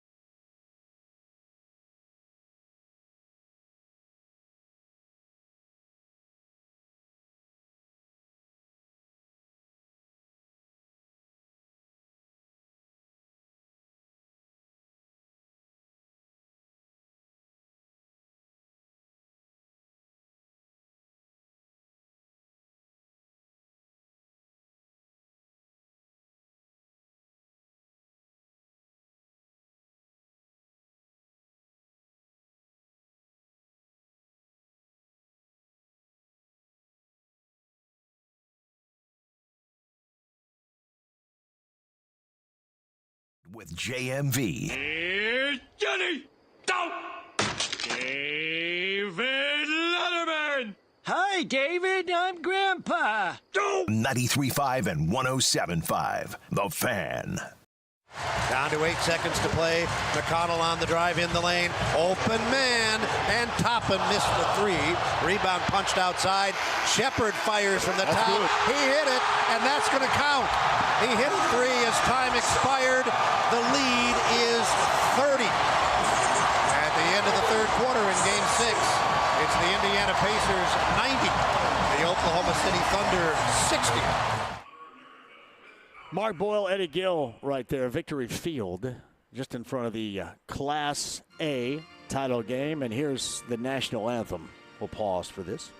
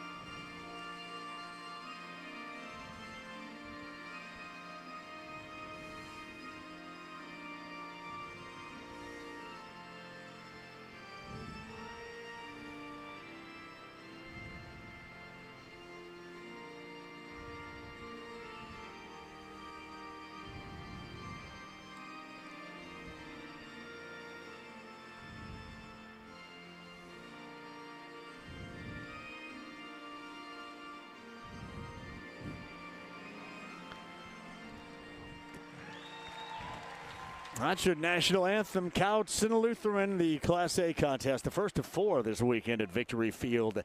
Pacers a winner, forcing a Game 7 that's coming up on Sunday in OKC. Special guests coming up next to discuss that. My man Bart is here from LD Smith. I just saw you walking around the concourse. Hey, give our guy Lance a shout out in the place because he's a big time sponsor and friend of the show. Bart, what do you got? Well, we're talking teams. We've got baseball out here. A bunch of teams made it to the state final. We got the Pacers playing as a team, and that's kind of how we operate at LD Smith Plumbing. We got a full team of experts in your house, out of your house, from the curb stop through your sewer line all the way to your toilet and toilet. And that's something you sink. guys. That's a term you guys use only over there. I don't know if that's. I think it might just be a marketing term. Nice, I understand. Yeah. So we're doing well. We keep adding individuals to the team, and they keep shining on that. And got more and more guys getting their licenses. So yes, keep increasing the talent over there at 2400 Southeastern. That's awesome. I know Lance is out today. Bart is in here. How do you get a hold of LD Smith Plumbing? The best in plumbing, the only people I use, the only people you should use. How do you get a hold of it? 317-927-7186 or ldsmithplumbing.com. Bart, thanks for coming out today, pleasure. my brother. Well done as always. That's Bart from our friends at LD Smith Plumbing. Meantime, on the Andy Moore Automotive Group Line, he's in Oklahoma City. He was actually at Game 5. In fact, he's going to be infiltrating inside the building at Paycom in Game 7. Let's bring on board baseballer, friend of the show, Tucker Barnhart. Hello, Tucker. How are you? What's going on, man? I'm good. Are you infiltrating Game 7 coming up Sunday night? Is that what I hear? I'm working on it. I got to find a somewhat cost-effective way to get in the building. Cost-effective way to get into the So have you looked at some of the pricing? Is it robust? I have. It's up there. It's up there. But, it is one of those things that I'm weighing the historical point of going to the game and it potentially being a once-in-a-lifetime scenario, and especially Game 7, enemy territory. The only thing I'm worried about, though, is if I go, because they did lose Game 5, that I might turn into Dan Aykroyd from Celtic Pride and be the reason. And that's the last thing that I want to do. Well, could you not blame that on Storen? I think Storen could be just as much as a reason as you. So the scoreboard goes, he's gone to Game 4 and Game 5, and they lost them both. Oh, man. Tell him to I've stay only been away. to Game 5. So We'll see. We had a good time, though. That environment is crazy. It is a fun place to watch a game. Has anybody – Tucker Barnhart joins us. Has anybody in Oklahoma City recognized you now as, somebody they watch playing baseball, but on the other hand also a big-time Pacer fan? No, I'm here with Round Rock, so we're visiting, so nobody. Oh, you're with Round Rock. I thought. Yeah, I didn't know. I didn't know if they knew Rangers. you. I didn't know if they knew you in OKC as being a guy that's a Pacer fan. I'm assuming you're wearing Pacer gear though. I have a jersey. I have a jersey that the lovely Eddie White got me. Nice. Nice. A couple years ago that I've been wearing for batting practice on game days every single day of the playoffs. So I've sported that in multiple cities around the country. So I'm letting it be known that where my allegiance lies for sure. It's Tucker Barnhart of Round Rock. He's with us going to game number 7. He thinks if it's a little more cost efficient than it has been. Right. With the Pacers and the Thunder coming up on Sunday night. He's on the Andy Moore Automotive Group hotline. We've talked about this. I mean, team orientation for you. Brownsburg, obviously in baseball where you have been up until this point in your career. How special has this run been, in particular in the postseason, for a team that you have loved since birth, and that's the Pacers here locally? I mean, it's so cool to watch. I texted you earlier today, I didn't get to watch the game live, but obviously I knew the outcome of the game, but I still wanted to rewatch it when I got back to the hotel last night. And it kind of overwhelmed me a little bit. I was thinking to myself, watching the national anthem, just seeing the arena, the environment, and just kind of all the Pacer games that I've grown up watching. It just made me think man, Indianapolis, you done good. You look like it, you're doing it, you're killing it. And I just hope hell that they can put one more good one together and kind of continue to just shock the world. It's so much fun listening to everybody talk about how it's just they kind of laugh them off and they continue to win. They continue to put good game after good game together. It's just such an easy team to root for and such a fun team to watch. He is Tucker Barnhart. He's on the Andy Moore Automotive Group hotline. What has been your favorite aspect of this Pacers team? I just think the way that they play. I mean, when you grow up in Indiana, I mean, I feel like you're born with a basketball at some level, whether it's in youth basketball, junior high, high school, college, whatever the case may be. You understand and you appreciate good basketball, and they just night in and night out, they play a good and just fundamental style of basketball that is just so much fun to watch. They move the ball, they get up and down the floor, and they run people out of the gym, and it's so refreshing to watch. I talked with my dad about it. It's I'm so glad that they don't have Tyrese is a guy, Pascal is a guy, but a borderline Hall of Famer or a guy that around circles of the NBA, no matter if you're in Indiana, or if you're in LA, or you're in New York, you would regard as a top 5 player in the NBA. I'm glad they don't have that. I'm glad they have just a bunch of unbelievably good basketball players and that they play the way they play. So I look at it this way. I believe between what we've seen this season with the Pacers and OKC, because there are a lot of similarities, I've said this and now others are starting to say it too. I think this is going to be trendy for other organizations to realize. Tucker, you kind of see when teams have been eliminated this postseason, the first thing that's talked about in that final post-game presser from coaches or players, better shape this and better shape that, because you can't keep up with the pace of both of these teams. That certainly has been an issue. And then you look at just how they're designed, and it's a team concept. And you built it, to be cohesive, to work together. And I think we're past the time now where you want to line up these 3 great stars and then just factor in other bodies. I think the more the team concept in the construction of these teams, I think that's going to take place because of what we have witnessed, especially in the NBA Finals with the success of both of these organizations. I completely agree. I think that the depth piece is just such a big deal. I mean, you can't really, I mean, you can obviously game plan for Tyrese if you're an opposing team and Pascal, but there's 6, 7, 8 other guys that on any given night can keep your team in the ball game or win you a ball game on that roster or in that rotation. And it's just a blast to watch. I mean, speaking from a guy that's been in clubhouses and on teams forever, it's like also the standpoint of the buy-in aspect of it from a player's perspective, when it isn't just centered around one dude and everybody's just going out there every single night to play to win a game and do whatever it takes to win a game, whether it's Tyrese has 8 points and 20 assists or 30 points and 8 assists, whatever the case is. It's easy to come to the arena or come to the park every day and just say, hey man, all we got to do is do whatever it takes to win the game that night. It's a lot easier to come to and be ready to play that way, to know that if I make 2, 3, 4, 5 winning plays for my team and we win the game, my stats and my numbers and my value is going to be where I want it to be at the end of the year, and I'm going to get rewarded for it. Now, Victory Field's my location with Tucker Barnhart right now. I'm watching the Class A state championship just underway with Couts and Lutheran. You hear that in the background? You hear the aluminum bat, the baseball, the connection being made in the crowd? Does that stir some echoes? Yeah, I heard it. I thought that's what I heard. I didn't know exactly where you were at, but it sounded like a metal bat. It's been a minute since I've heard a metal bat, but it definitely sounds it. It makes you feel good. You know what I mean? It reminds you of summer and just reminds you of when things were, when you didn't have a care in the world, especially as a playing baseball. So how you doing right now with Round Rock? I'm good, man. I'm very, very, very fortunate to. I got called up earlier in the year.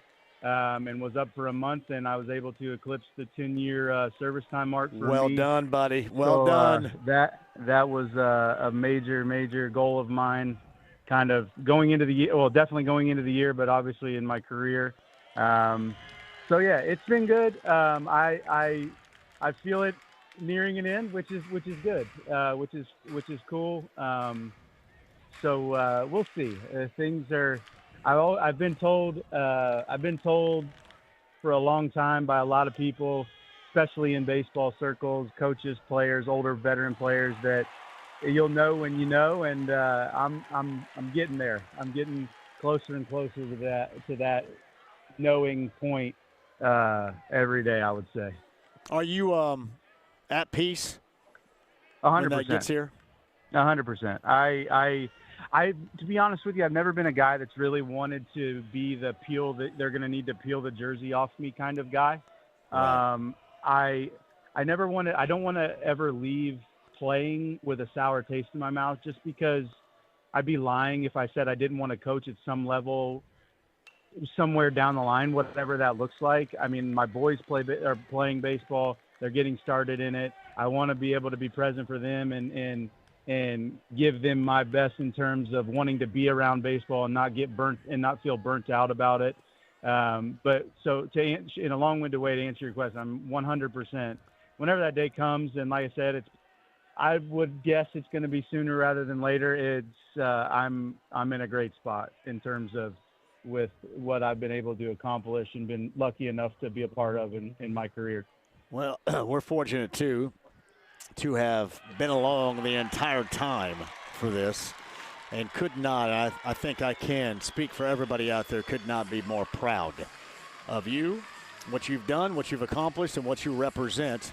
And even more so, personally speaking, as a really good friend of mine, I could not be more proud of you, and I'm sure I am speaking for everybody else out there listening right now too, Tuck. Well, I appreciate you saying that. I'll be honest with you, when that time comes, I'll be excited to get to some tavern tours and have some cold ones and sit there and talk some shop. It'll be fun. Oh, man, that definitely will happen. Well, keep storing away from Game 7, but you're okay to go. Okay? I appreciate you, man. I will let him know that. I'm sure that he probably has his radio on somewhere, and he's probably texting me right now. Well, and also, I need a bottle of Field of Dreams. Like nothing for the summer yet. It's so good. I don't know if you've had it yet, but it is damn good. Oh, I think he's pissed off at me because he gave me bottle number 3, and I didn't know it was bottle number 3 until we drank it at a party. He said, I called him drunk, and I said, man, that was great. And he goes, you drank that? And I said, yeah. And he goes, that was bottle number 3, man. I had no idea. It tasted really good. That's great. I'm sure So we could anyway. find one. I'm sure you could get your hands on one. I'm sure There's he no could doubt. too. Hey, stay in touch. Especially give me a text if you make it to the game coming up Sunday night. Okay. I will, brother. I'll talk to you soon. It's our friend Tucker Barnhart, Round Rock. Tucker Barnhart at OKC this weekend. Tucker Barnhart's trying to get to game number 7. Decisive game 7. Pacers and Thunder coming up on Sunday night. Victory Field, Couts and Lutheran, with Couts without a run scored at the top of the first inning. The Saints of the Southeast Side, Lutheran coming at bat. That is next. Quick break. We'll come back. Tony East coming up at the top of the hour. We'll share with you the thoughts. Game number 6. And look ahead at game number 7. All that and more coming up. Do not go anywhere. Stream the app. It's HD Radio, AAA Membership Lounge via YouTube Live at 93.5 and 107.5 The Fan.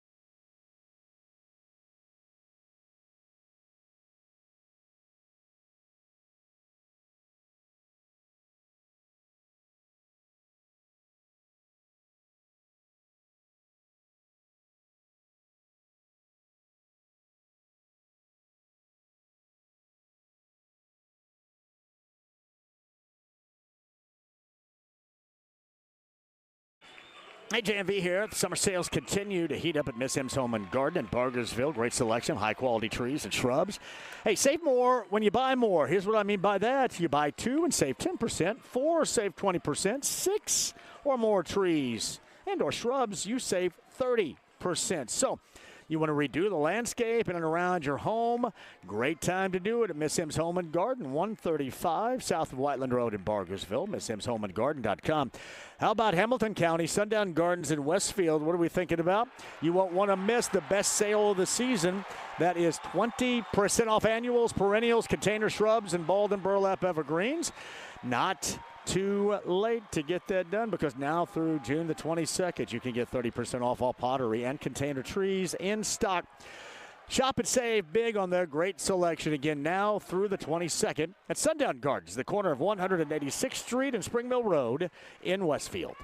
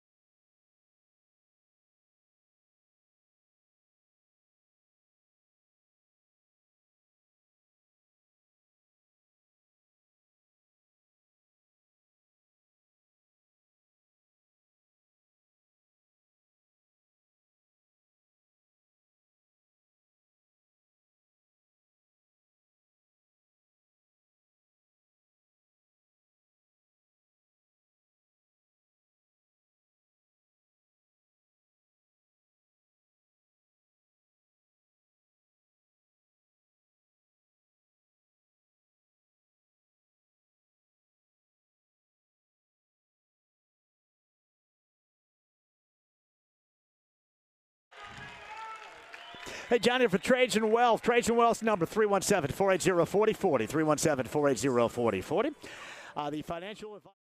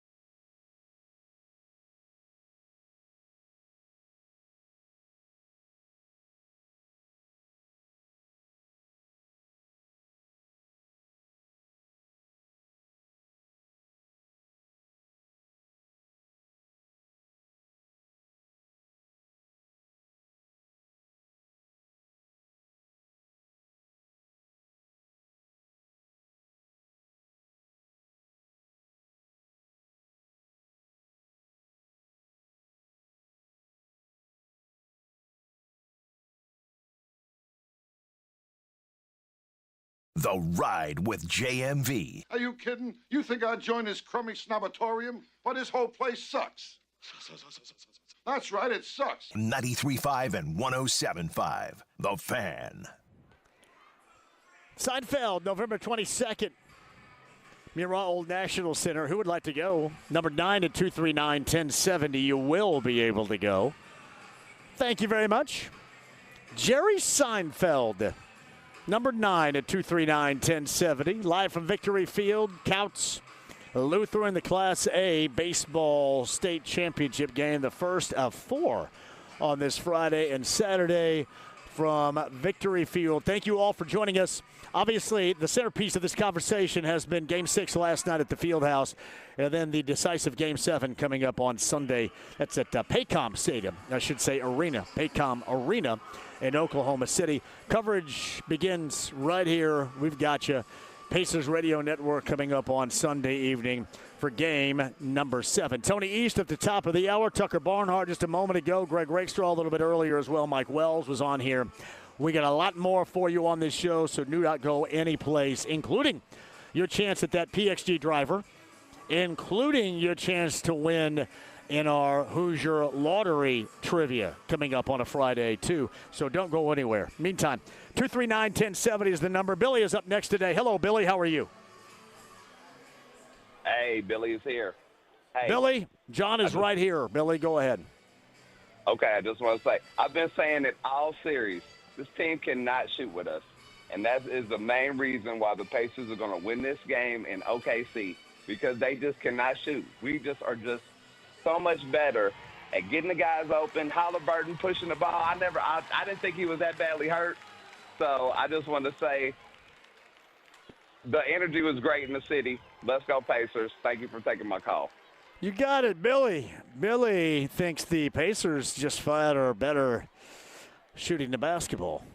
I'm trying to figure out what the hell's going on down here right now, Dev. Do we know? There's been a lot of, I'm going to say what, Counts brought a lot of people from Porter County to the north. Impressive, to say the least. Class A game underway. Yeah, you've got more to come this weekend as well, as we shall talk about. I'm sure Greg Rakestraw brought it up a little bit earlier, too. And all 4 of these contests. We'll go over a little bit later on. And Tony East is going to join us on the other side. What happened last night, what needs to happen for the Pacers to take home their first NBA championship on Sunday. And, you know, obviously just some of the things you really like about this team in general. Recap from you at 239-1070. Little forecasting going on with Tony East coming up on the other side. The stream, the app, it's HD Radio, AAA Membership Lounge. Become a AAA member today on 93.5 and 107.5 The Fan.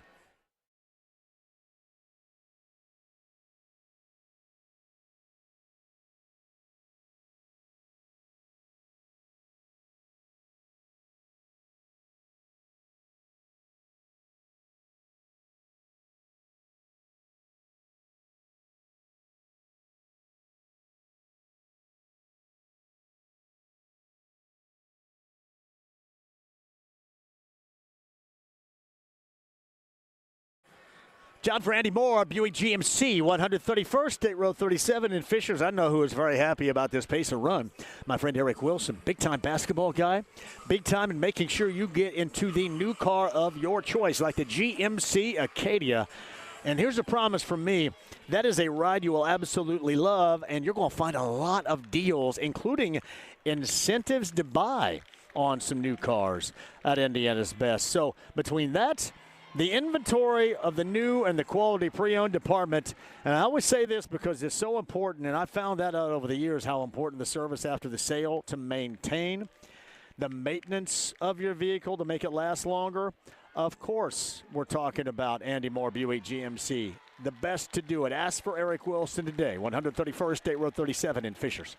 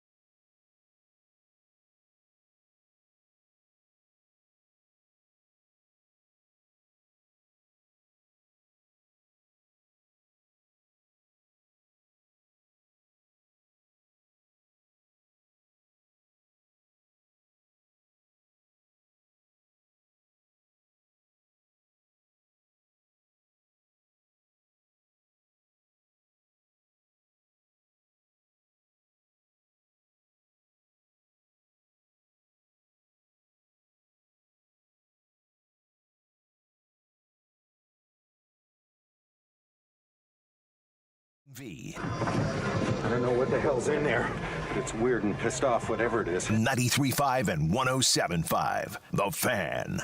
McConnell has it, driving it against Dort, waiting for the top and screen. Now picks it up, sends it to the sideline, takes it back from Nembhard. The shot clock is at 10. McConnell down the left side, under the hoop, bouncing to the corner. Nembhard with 5 to shoot, can't clear the shot. Up top, Siakam beats the shot clock and delivers a 3. Siakam in shot-ready position, just waiting to receive that pass. Just beautiful execution, lets it go.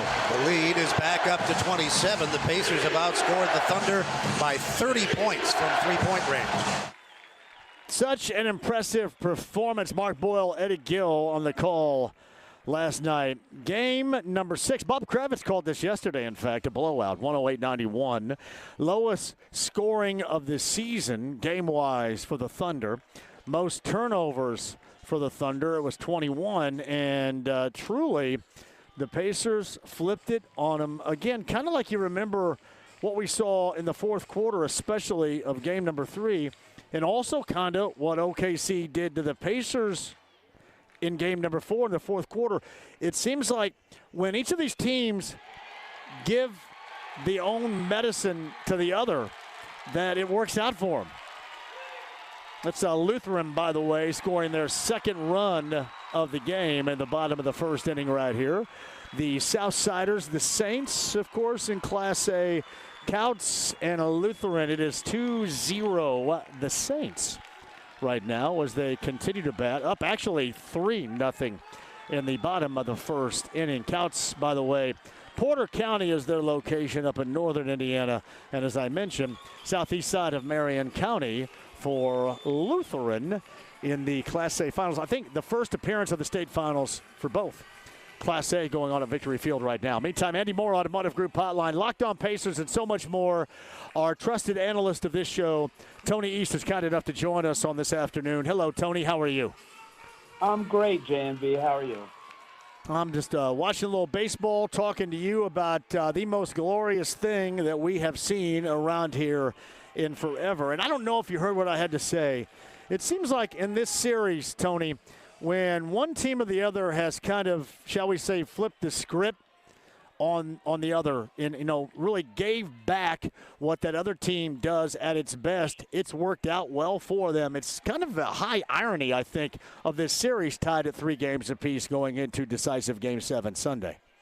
Yeah, that's all about the coaching, right? Like, there's so many twists and turns of this series, and what makes these teams so special and what's making them look so good on these stages. And you come out for a key Game 6, and the Thunder have a chance at their first franchise championship, and they just have been beating the Pacers with their great defense these last couple games, and all of a sudden the Pacers are scoring pretty well, even with Tyrese Haliburton banged up, and the Pacers change how they're defending completely. Like the 94-foot pressure is gone. They're, keeping them in the half court instead. That was totally new. I didn't see that coming at all, and it really shuts off the water for the Thunder, and that's what this series has been all about, and why these two teams have made it this far. They're so good at adjusting. They have so many strengths that they can get to, and you can have games like last night where, out of nowhere, a Pacers team that has not won, scoring under 110 until last night and hasn't won that way the whole playoffs, just wins a totally different way. It was very fascinating.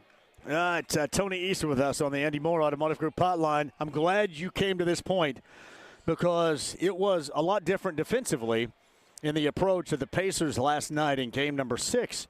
Now, will they give them more of the same, or will we see a change of pace? Because I'm with you on that. It worked so well last night, but is that to you have a longer lasting, meaning into another game type of appeal that you think would work? Yeah, it's always tempting, especially when you win, to come out with similar coverages or the same thing in the next game, right? And the Pacers, of course, should try to mix in what works throughout the series. The Thunder now have 2 days to look at the film and figure out what didn't work and how they can adjust and be better against it, right? So you wonder if the Pacers will come out with maybe a little different pressure, even again in Game 7, or more or less zones, or however they want to do it. And the thing they did really well is they were trapping SGA and Jalen Williams when they would get a certain depth into the paint or depth toward the rim. And that really forced a lot of those turnovers. That really made it hard for Thunder to move the ball. That's why they had so many turnovers, 8 of them from SGA himself. That is something that I think film can help them figure out. And you wonder how much the Pacers will do that or mix in what they've been doing more traditionally. So it's an interesting part of the series where, on one hand, usually at this stage of a series, the coaches have shown a lot of their cards and instead of playing them are just trying to play better, versus right now where Game 6 saw something totally new. There's still going to be a lot of changes in Game 7 that I think even the Pacers defensively have to figure out. Speaking of figuring things out, obviously, I'm going to go to Miles right here because people are going to say, well, you've been his agent for 8 years. Why would you say this? I described it right now. He doesn't know where his three-point shot's going, Tony. He just doesn't. Upon release, he has no idea where it's going. He just believes it's not going to go in. And we like to call that as hoopers being broke as a joke. He's broke as a joke right now. He needs to see him make like crazy. However, I'm going to give him credit because while it's not working for him offensively, Tony, he is still doing a lot of things defensively that is necessary for this team to get where they want to be. Do they need his output offensively? There is no question about that, but he has not hung his head. He's hung in there and played some defense and done a lot of things on the other end that is necessary to win games. Yeah, he was pretty happy with a lot of the little things he did in Game 6. I agree with you that his jumper is completely escaping him, right? He missed every three he took last game. He was 1 for 9 in general. And that, the thing that makes you notice is he's missing left or right. He never does that. He always misses long or short. Right now, it's not happening for him, right? That's gone, and that's a problem. His spacing is important and all that stuff. But, people will point to 4 rebounds and not think his rebounding was better last night, but it was. It absolutely was better in that game, and you can see that in the fact that Hartenstein only had 4 rebounds, Chet Holmgren only had 6, right? He was hitting those guys. He was keeping them off the glass, even if he himself was not getting the rebounds. He was more physical with the blocks, right? He mixed in a few of those, and was just good at that kind of stuff that I've said he needs to be good at since Game 2, when everybody thought they needed to get Halliburton going in certain ways, which is being that guy at the top of the key, that fulcrum who's swinging the ball side to side and setting a bunch of screens so the Pacers offense can keep moving quickly, even when it's moving east to west, right? That's kind of the way that they can play with pace but still make the Thunder defense kind of tilt and break down, is playing like that, and they've been a lot better at that since early in the series, even though it's been imperfect at times. And so even when he goes 1 for 9, you see how much he helps the rest of the offense function, and they were still plus 19 with him out there. He wasn't killing them like he was in other games when he was missing his shot. So finding ways to impact the game without the shot, but obviously they would like him to make them going forward. I thought when they went back to the big lineup that was going to make him a little bit more effective, but you point out missing left and right, and I just described it as he just doesn't know where it's going right now. When you say missing long or missing short, then you kind of can gauge and you can find that gap in between. When you're missing both left and right, essentially the confidence isn't there. Maybe your mechanics are off, but he just doesn't know right now where it's going. Yeah, that's tough, right? And, only taking 3 threes, it's unusual for him to have a game like that where he's out there enough to get 9 shots, but the small percentage are from 3, especially against a Thunder team that's been proven to kind of be willing to let him take those. And, whether it's confidence or something else, you wonder where that takes them and him in Game 7, because everybody's going to be in a different headspace in that game, right? So, every shot that is open or every little crevice that's available on the floor, they need to be able to take advantage of. And at times, they've been able to do that in this series. They haven't had a great shooting game in ages. They shot 36% in that one, right? So they'll take anybody who's comfortable in hitting in that Game 7, just like they did last year in that Game 7 in New York. And if Turner's off, that's not a good thing for a game that's going to have a lot of jitters. 61 turnovers in 3 games, Tony, in OKC. My goodness, that has to change dramatically for them to, maintain at close range or to win Game 7 coming up in OKC on Sunday night. How do you do that? I've simply put it this way. You got to be stronger with it. Very easy to say, but something they just haven't done, whether it's been on the dribble or throwing it around. It's almost like even when the pressure isn't put on, they feel like the pressure is being placed on them by OKC. How do you view what they have to do? Because the team that turns over the basketball and goes on the other end and then scores, with the exception of Game 1, with the Pacers turning it over 24 times and still winning that game. Normally, winning rules when the other team turns it over as much as they do. How do they keep from doing that Sunday night? Yeah, a big part of that Game 6 is they only had 10, right? Their fewest of the series, and they kept the ball themselves. They obviously forced the Thunder to turn it over a bunch of times, and that hasn't typically been how the series has gone for them. They did overcome it in Game 1, and it's weird that they have, not weird, the Thunder force a bunch of turnovers. That's what they do. But in both Game 1 and Game 5, I walked away from the game thinking, the Thunder obviously did a good job forcing turnovers, but the Thunder walked away with 12 or 13 steals, and the Pacers would have 20 whatever turnovers. A lot of them were just stupid plays that the Pacers made, unforced bad passes or butterfingers or illegal screens or travels or whatever. And stuff like that happens. Don't get me wrong, those turnovers are part of the game, but if you cut the number of those from 8 to 2 or something, that's 6 chances. That's a ton of plays. That's a huge part of have to be a huge part of their focus in Game 7. You can tell they're getting a little more comfortable because they only had 10 turnovers in Game 6, and 3 of them were from McConnell. No one else had more than 1. But they're going to have to do that again, and the pressure from the Thunder's been better on the road. And so, none of those head-scratching, throw it into the backcourt ones that we've seen all series, because those have just been killing them. It's Tony East with us. He's kind enough to join us on the Andy Moore Automotive Group hotline. Besides the turnovers and minimizing those in Game 7, give me some other variables you believe have to take place for the Pacers to come away with what many would believe to be a very improbable championship, especially getting Game 7 on the road. Yeah, they're going to need their guard play, the non-Halliburton guard play, to be good again. I think we've seen that the last couple games, obviously from T.J. McConnell, who's becoming a little bit of a cult hero and is so popular in these media settings post-game. And then Nembhard goes 5 for 7 with 4 assists, 1 turnover, and great defense in Game 6. And, of course, Siakam had a double-double. He was a little inefficient, honestly, but he still played very well. They need all those ball handlers to be really good, given Halliburton's current state, because, how often did we see him in Game 6 be off the ball a little bit or not able to quite have the same burst and acceleration going forward? He still, could move a little better, honestly, than I expected that he would. He made 3 threes, but he's certainly limited, right? And they're going to be hiding him a little bit on the defensive end. Lou Dort setting a bunch of screens in that Game 6, so they're going to have to find ways to keep their offense humming as much as possible. And the 2 things that were key in doing that in Game 6 were those guards being very good, right? Andrew Nembhard punching to the basket, doing a good job there. He, was second on the team in free throw attempts as well. His ball movement was good. He didn't have all those turnovers he had in Game 5. Siakam was moving the ball pretty well, and, of course, McConnell was great. That all really mattered, and the lineups that had McConnell and Nembhard together really mattered in a way that they haven't throughout the playoffs. And the other thing is they played more minutes than they have in a lot of these playoff games. Sounds like a big hit there. Than they have in a lot of these playoff games without Siakam or Halliburton on the floor, right? That's so rare of them to do, but, when you only get 23 minutes out of Halliburton and 32 out of Siakam, and they were granted there was some garbage time, they played a lot of minutes where they were really relying on those guards to do something and hoping other guys could make shots, and they got it, right? They're going to need that to be the case if they're going to have this version of Halliburton again in Game 7. So anyone with a strong ball handling responsibility is going to be really important. I think they've all shown at times in the series that they can do it. That does not mean it's easy against this Thunder team. Tony, before I let you go ahead and get a run here in just a second, but OKC's been through circumstances. Obviously a decisive game, won, a bounce back after a blowout, won.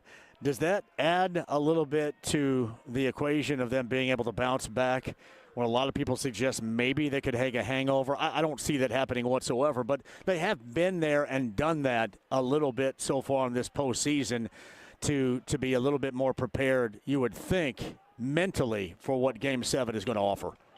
Yeah, it's impressive how similar this series and the Nuggets-Thunder series has felt. The Nuggets stole Game 1 in OKC, and then a lot of the games were very similar in terms of how close they were and which team won and how it happened. Game 4, the Thunder stealing it in Denver in the fourth quarter. They've had a very similar series to this in terms of the emotions and the flow of the series and the adjustments required to win it. Obviously, the Pacers last year beat the Knicks in a series that felt a lot like the one they're currently in, so you never know how much these advantages are advantages that we just make up talking about the past or not. But, the Thunder are going to be able to respond on their home floor because they've done it before. They've done it all season. They've done it all series. that they very rarely look low for more than a game at any one thing. And so, they're going to be better than they were in Game 6 on Sunday, and it's up to the Pacers to figure out what weak points they still have, how they can attack them, and be as good as possible because you're getting a hard punch from this Thunder team. Mark Daigneault's coached a pretty good series. They have an amazing group of stars. It's not going to be easy, and they showed that when they beat Denver in that Game 7 in the second round, but the Pacers have the experience. And to me, we can talk about all this stuff about the past and all matters, but it's NBA Finals Game 7, man. Anything can happen. You just never know who's going to rise and who's going to shrink. And honestly, the Pacers could be the team that shrinks. You never know, but they also could be the team that rises, and that's the situation they set themselves up to be in. Are you going? Yeah, I'm already there. Oh, hell, are you? I didn't know that. Yeah. Good for you, buddy. Good for you. Well, have a great time. I mean, this is a lifetime experience, man. I'm happy for you. Seriously. For me, being around here forever, it's one thing, but being able to go in that setting, covering it like that, has to be absolutely incredible. So soak up every moment of it. I know you will, but sometimes it can get lost a bit in the shuffle because everything goes so quickly. Soak that bad boy up. It's awesome. It has been very cool to be at 7 finals games, and the first series going the distance since 2016. And yes, I probably will never forget it, but I will never forget a lot of things about this season, honestly. Yeah, my favorite team of all time, of any team around here ever. Wow. Is this particular team. And I think that speaks volumes of really both on and off the floor. Personality, cohesion, togetherness, teamwork, all of that makes them, I think, as special as any team I've ever seen.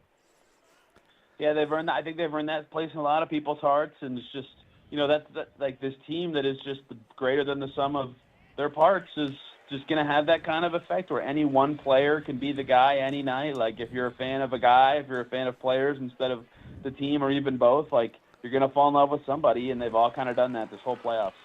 It's Tony East. You'll find him with Locked On Pacers, SB Nation, WTHR stuff. I mean, all his work. And he comes on all of our shows here on The Fan. Is a very valuable resource, and we appreciate Tony very much. Live in OKC with us here on what is an interesting Friday live at the Victory Field, to say the least. Tony, I appreciate you. Enjoy the weekend. Enjoy a game number 7, and report back to us at some point next week. Okay, brother? You got it, man. Take care. It's Tony East on the Andy Moore Automotive Group hotline right there. Yeah, it is, man. Across the board. Incredibly special. So's Victory Field and the Class A game. You hear a lot of cheering going on, man. Good battle going between the crowds with Couts and Lutheran. Right now on the scoreboard, it is Lutheran. Lutheran is finding the gaps. Another hit right there for the team from the southeast side of Indianapolis. Mason Phelps there with the seeing eye right side of the infield single. Greg Rakestraw had mentioned Billy Miller is the phenomenal player as a freshman for Couts out of Porter County in northwestern Indiana. It is, 4 hits so far for Lutheran. So they have gotten to the freshman, and Couts has yet to get a base knock as we're watching Lutheran bat in the bottom half of the second inning right now, leading 3-0. More to come from here. 239-1070 you and I think we got some more calls to take. We'll get a great response to what was an incredible atmosphere last night in game number 6 and a win by the Pacers. And game 7 coming up on Sunday. I believe it is Tony up next at 239-1070. Tony, Joe is up next at 239-1070. Hello, Joe. Hey, John. God bless you, sir. How you doing? Hello, Joe. Hey, I'm on a 3-mile jog right now with my beautiful baby daughter, 10 months old. And just as when I was 1, I witnessed my dad leaping off the couch when Keith Smart hit the game winner for IU. My baby girl's going to see me celebrating when we take this championship home, babe. It is incredibly special. And this is the thing, Joe, I enjoy. You have so many people that enjoy it and make the memories in different ways, just like what you just explained. And I'm assuming that going back 25 years to the NBA Finals, even though that ended in 6 games in L.A., people have fond memories regarding those moments, too. I mean, it makes it extra special, especially when you're doing so with family members like that.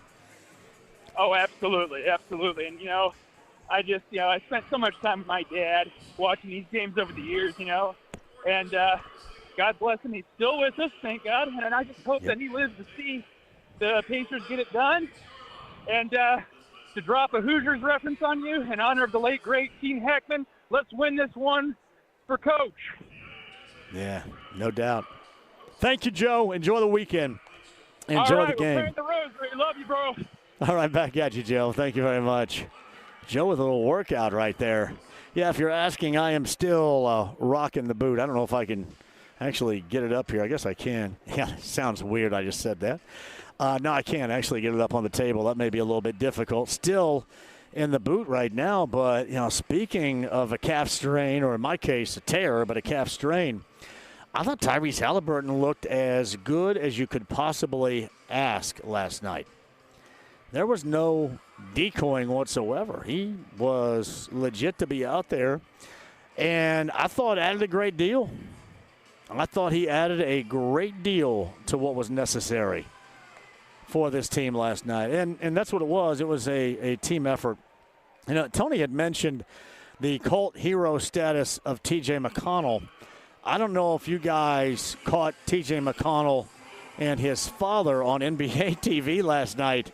His father may be becoming more of a cult status hero than T.J. His dad is an absolute hoot. I mean, a hoot.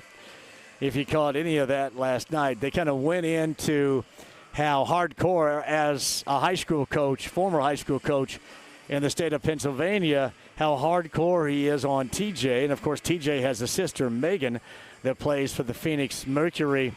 There was some tremendous dialogue going on NBA TV with TJ and his father.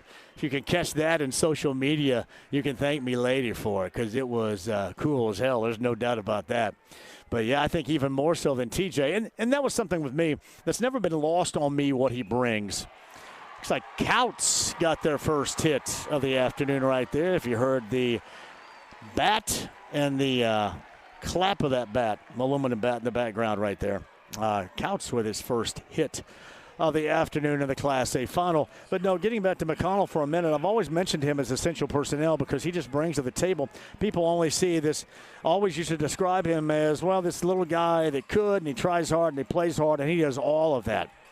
But he is a skilled player. They have not had an answer for him. Has anybody noticed that? Like we used to see, he would get in matchups, and you can kind of tell that guys played him. Like, you ever play in a basketball game where somebody, would think that they're better than you are, or, has been touted as better than you are, and they kind of play you half-assed? Does that make sense? Kind of play you like you're not really much of a threat or going to be much of a threat. We used to see that with other teams and individual defenders against McConnell in the past, kind of play him like that, and then act all surprised when he dribble drives around you and gets to the glass and lays it up on you.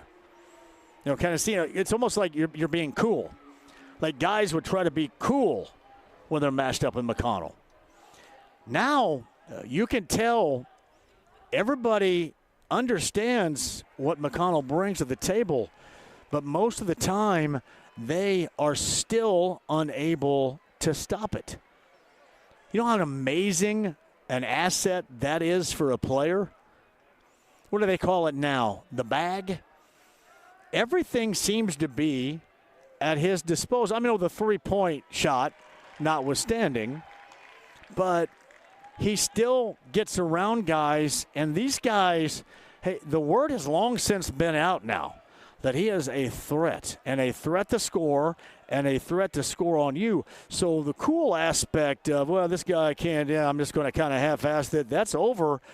And he scored on them in the past, and he's scoring on people right now that are focused on trying to stop him. It is amazing, and it goes to show you, everybody out there, it goes to show you the incredible skill that effort is. That constant effort. It's a skill. Oftentimes in the past, when we were growing up, it was never described as such. But that's absolutely what it is. TJ McConnell, essential personnel. This pop-up is coming near me right here. Fell a little bit short right there. Dev, I was going to reach out for it about, what do you think that was, 30 feet or something like that? A little bit more on over the net. Hey, quick break. We'll come back. Victory Field. Hey, you and I the rest of the way at 239-1070. Your thoughts? You can go the McConnell route or your predictions for game number 7, or simply put, how happy you have been with what has been a great season and an incredible run by this Pacer team. We'll do that coming up on the other side. Class A baseball final counts. And Lutheran from the southeast side of Indy doing battle right now at Victory Field. Don't go anywhere. Got that? The Hoosier Lottery question that could get you a prize pack. I'll explain, and we'll get you signed up, and somebody's going to win that PXG driver courtesy of PXG and Pennzoil coming up before the end of the show as well. It's 93.5, 107.5 The Fan.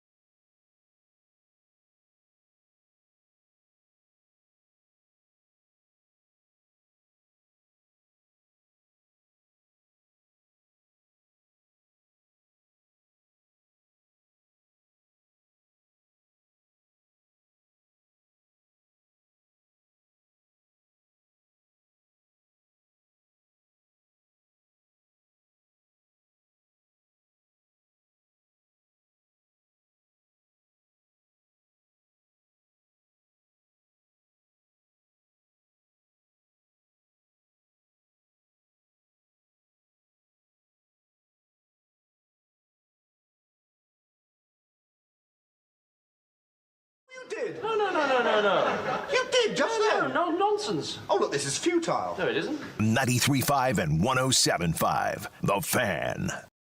Gilgeous Alexander relays it to the top. 3-ball long. Rebound floats out to the foul line. Hartenstein grabbed it, lost it. Picked up by Joe and now stolen by Halliburton. Pacers have the ball. They've got numbers. Open man, far corner. And that's a Neesmith three. You could not ask for a better sequence. Great anticipation by Halliburton. He gets the ball to the middle of the floor. A great extra pass for the 3-ball in the far corner again by Neesmith. This will force another timeout. Hey, welcome back. Mark Boyle, Eddie Gill, Pacers Radio got you covered for Game 7 coming up on Sunday night right here. I don't know if we're certain yet. James, you may be able to help me out on this. Will there be a pre to the pre, have I heard, with Jeff and James on Sunday, or am I speaking a little bit out of school here? I have not heard Just yet. anything concrete at the moment. I'm assuming somebody is going to have a pre to the pre coming up on Sunday. But we shall see. That leads into game number 7 of the NBA Finals in Oklahoma City. NBA Finals 2025 tied at 3 games apiece. Yeah, it's about as compelling as it gets right there, to say the least. Victory Field's our location. Couts and Lutheran right now, the Class A game, as it is Lutheran batting in the bottom of the 3rd inning with a 3-0 advantage over the Mustangs of Couts. Coming out of Porter County in northwest Indiana. The Harris Hoosier Park race of the day. Our Hoosier Lottery trivia question today coming up. Could net you a $50 prize pack. I'll explain coming up in a minute. And that PXG driver will give away also a little bit later on. Do not go anywhere. 239-1070 is the number. Jerry is up next. Hello, Jerry. How are you?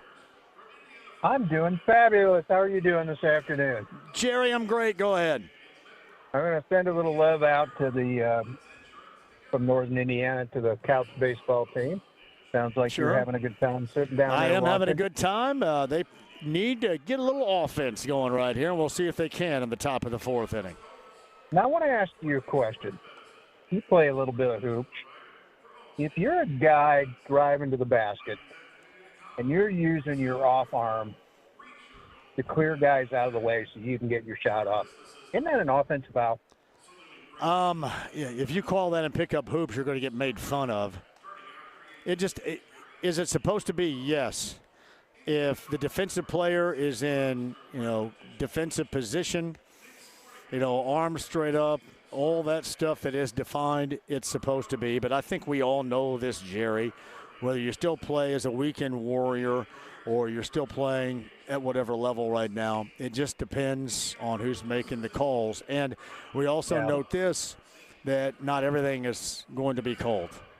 Not everything is always going to be called, and that's just something you have to adjust to. And I thought last night, Jerry, too, with what they did defensively and how they doubled and tried to get the ball in the hands of Gilgeous Alexander and Jalen Williams, I thought that worked really well.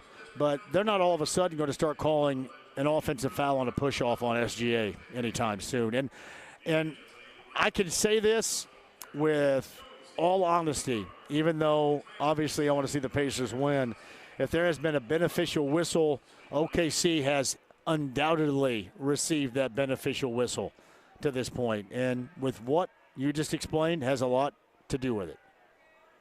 Well, and then, our chances as far as Game 7 is it's the keys just like it's always been. Take care of the ball. Box out, rebound. But, last night was fabulous because they just really took care of the basketball better than they have in any game. And we still haven't hit that real right game that we've seen from them this year where everything is clicking. Not just one person, everybody's hitting shots. I know Miles isn't scoring a lot, but there's been good points made. He's doing other things as well. So as long as he doesn't let that get into his head too much and keep him from playing defense, boxing out, rebounding, that type of thing, it's still really, really effective for us. So from the beginning, I've liked the matchup we had as a good chance. But it's it's fun to watch everybody picking against us and then us prove them wrong. Well, it's being the underdog in this capacity seems to suit this team without question. Jerry, I would ask you this. If, let's just say, for example, officiating would magically take something away, would you rather it be the SGA push-off, or I forget how Doris Burke explained it, releasing contact, not bad, whatever. It was ridiculous, whatever it was in Game 5. Yeah, exactly. Would you rather have that, or would you rather see them take away the consistent hacking and slapping at the ball that OKC does defensively? Which one would better suit you if they could take it away magically?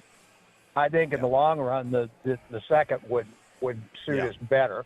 Agreed. Because it would help us with some of the efficiencies we have. If you let too much stuff go, it turns into a really big physical battle where you're just trying to mug guys as much as you can and see what you can get away with if the officials won't call. No, Jerry, you bring up a great point too. The deficiencies the Pacers have, so much of that revolves around giving away the basketball, and then the points that OKC gets off of those turnovers. And if you could take that aspect away, like we saw last night, 10 turnovers in that game, whatever the number was, OKC turned it over 21 times. If you could take that away, I think we'd all feel a hell of a lot better about things. There's no doubt about that. Well, and most of the turnovers we ended up with were really not during the meat of the game. It was, I think, about half of them we had or close. Half of those were in mop-up time, in the fourth quarter when we were already up on 30. Well, and that's when you saw a lot of their points. Like Isaiah Joe had 11 points off the bench, but, it was just kind of jack-around time then. Some of their three-point makes was just kind of jack-around time then. I looked at one. So I just saw Lutheran, I believe Lutheran just pulled off the hidden ball trick just now. I swear to you they just did. Did I see that? Was that the hidden ball trick there, Dev? Was that the hidden ball trick at second right there? We actually got my uncle was a baseball coach up in Plymouth. He's in the Hall of Fame for baseball. But he actually put a play in where it wasn't a hidden ball. It was a deal where if you had a guy on second, so the shortstop would come over to the bag, and the runner would go back towards second base, and then he would come around and he would cross in front of the runner to go back to his position, and the runner would relax and he would take 3 steps away from the bag. Well, when he did that, the shortstop moving back to his position would block him off for a little bit. It was a set play, and the pitcher would whirl and throw. We picked off, I don't know how many guys won season that way off a second. I got to run here, Jerry. Thank you for the call, but that was pretty interesting. That kind of stymied, if you will, a potential rally there for Couch. All right, quick break. We'll come back. We've got the Hoosier Lottery question. I'll give that to you coming up again. The Hoosier Lottery Champions Play $50 scratch-off gift pack up for grabs.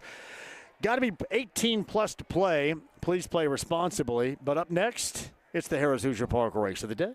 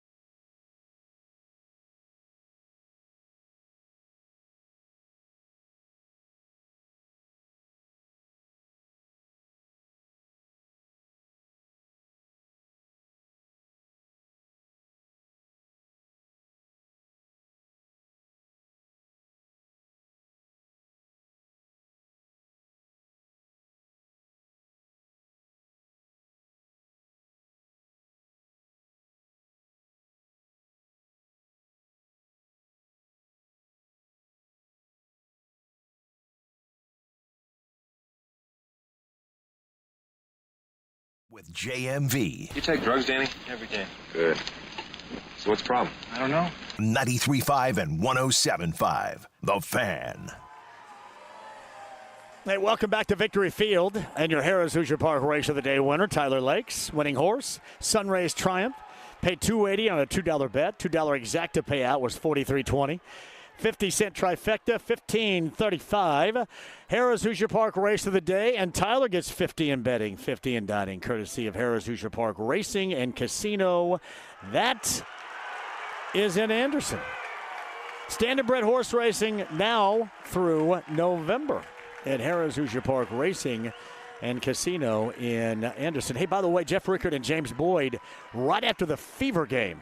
So in the vicinity of 5 to 5:30, they'll start a pre. All the way up until 7:30 they go on Sunday prior to Pacers radio pregame coverage, 8 o'clock tip time. From OKC, decisive Game 7, Pacers and the Thunder. All right, 239-1070 is that number. I owe some people some calls, and we also are going to do the Hoosier Lottery Champions of Play. Somebody's going to win a $50 scratch-off gift pack before we're out of here today, so sit tight for that. Meantime, 239-1070, and Bill is up next today. Hello, Bill. How are you? Hey, JMV, great time at the District Tap yesterday. That was Thank you for coming out, and man. It was great. I so Bill loved when Denary and JJ and then Denary's wife Terry, they were there at the end for the last hour. Was awesome. One of my favorite segments or hours of all time doing this. You could just, I mean, not to be too over dramatic, but you could kind of feel the energy in that place being transferred over to Gamebridge. So, but it was great. Every game it seems like Tyrese Halliburton does a no-look pass that's just an absolute dime, and I think that the play that kind of broke OKC was when OKC had Williams and another defender go after Halliburton on a fast break, and he did a no-look pass to Siakam, and then Williams was foolish. He was foolish enough to try to block it, and Siakam just tomahawk slammed that ball. Hey, Billy, also on that play, Dort challenged too, but he didn't really sprint the floor, and somebody else on a play earlier on the break that didn't sprint the floor was Gilgeous-Alexander when Neesmith knocked down a three. I think that was either off a turnover or a rebound. I think it was a turnover, and he didn't sprint the floor either. So you saw a couple of instances where I would assume that that's a little bit out of character for Oklahoma City, where they didn't really go all out to try to recover as much as you would expect them to do. Yeah, and Carlog deserves just a tremendous amount of credit because the fact that he switched up the defense and turned it into more of a half-court type of defense. And the Pacers have a knack of every game. And number one, they got in the passing lanes yesterday better than they had for the entire series and was able to make OKC dribble. And so instead of passing and cutting, now they're having to dribble and find a spot or a shot. And it just was a great passing lane defensive effort by the Pacers. So, there's in the history of the NBA Finals, guys like John Paxson, who hit the big shot and everything for the Bulls during the Jordan Pippen era, and then big shot Bob Horry. These guys. Steve Kerr was one too. Yeah, Kerr was one. And they were not the first option on any of those plays where they made the big play. They were not the first option. So who's it going to be for the Pacers tomorrow night? It could be anybody. I mean, I don't think that they probably have first and second options in their offensive scheme, but it really doesn't matter. You just keep on passing the ball, and good things are going to happen. Good things are going to happen on Sunday night too. Can't wait. And what any chatter about being at the airport when the Pacers get back? That would probably be like 2 or 3 in the morning or something like that. Yeah, not yet, but this team, regardless to me of the circumstances, deserves all the love that this city and this state can give them because they've provided us with some of the most memorable entertainment that we have had around here, and they deserve that. They really do, and they deserve to have a crowd show up at the airport, and of course the parade's going to happen, and I can't wait to see that trophy right here in Indiana. Billy, Great to see you yesterday. Enjoy the game. I'm assuming at Manly's Irish Mutt coming up on Sunday night. Absolutely, the Pacers are undefeated when I'm rocking too hard at the Mutt. So I'm not going to change up anything now. Don't do it, Billy. Thank you very much. Have a great weekend. Jerry's next, 239-1070. Jerry, go ahead. Jerry dropped. James, I do have this because I want to make sure we do this. We got 6 minutes coming up after the top of the hour? Correct? We got about 5 minutes. 5 minutes coming up at the top of the hour. All right. Couple of things here. The first things first, the Hoosier Lottery Champions of Play. $50 scratch-off gift pack. Must be 18. Please play responsibly. I've got a question here. And I'll roll this out. James can find a winner because he knows the answer. And then we'll talk that up coming up on the other side of 6 and take you about 5 minutes deep and re-rack Tony East before we bail out of Victory Field today. And we'll thank everybody who was with us. But as I mentioned before, with this particular question, I have gone sports, I have gone entertainment, I have gone music. So today, this is a two-part question, and we'll split it down the middle. Because of Game 7 coming up on Sunday, when was the last time, and in fact, I think I brought it up once, I think it's also been brought up another time on the show today, that an NBA Final Series went the distance, 7 games, the last year, and the two teams. And the second part of this question, since we're celebrating, as we did yesterday, the 50th anniversary of the weekend 1975 release of Jaws and Steven Spielberg's directing debut. Roy Scheider, Robert Shaw, Richard Dreyfuss. Just one of the all-time classics, Jaws. Robert Shaw, clearly, with his USS Indianapolis speech, was top-notch in acting. They went out on his boat. And if you remember, Martin Brody proclaimed his boat needed to be bigger, needed a bigger boat. What's up, guys? Good to see you guys. What was the name of Quint's boat? So I need what year, the last time the finals went, the 7 games full, the two teams, and the name in Jaws in 1975 of Quint's boat. 239-1070. That's your Hoosier Lottery Champions of Play $50 scratch-off gift pack on the line. The first correct caller is a winner. That, and we'll give away the PXG driver coming up on the other side as well. Hey, don't go anywhere. It's 93.5, 107.5 The Fan.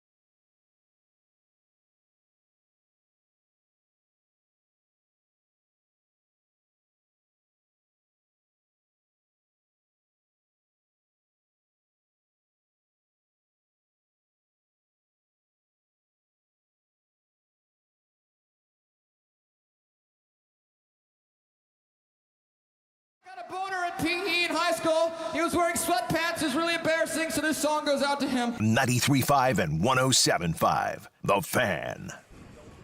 Back at Victory Field, a little anything goes for you to close. Couts and Lutheran in the Class A championship game ongoing right now. A little bit later on this evening, Kurt and Chris have informed me that everybody in DuBois County is holed up over the Marriott pre-gaming right now, so this should be one hell of an atmosphere. Coming up here later on tonight in 3A, it is a battle of the Titans, seriously, in 3A. Andrean and Jasper later on this evening. Tomorrow, Boone Grove and Evansville Mater Dei in 2A, and Valparaiso and Evansville North in 4A. Got to thank everybody at the IHSAA for having us today. Greg Rakestraw a little bit earlier as well for joining us. It has been an absolute blast. But the Hoosier Lottery Champions of Play, $50 scratch-off gift pack we're giving away right here. Must be 18 to play. Please play responsibly. Brian is on board, I believe, with the answer to the question. Hello, Brian. How are you? I'm good. What's up, John?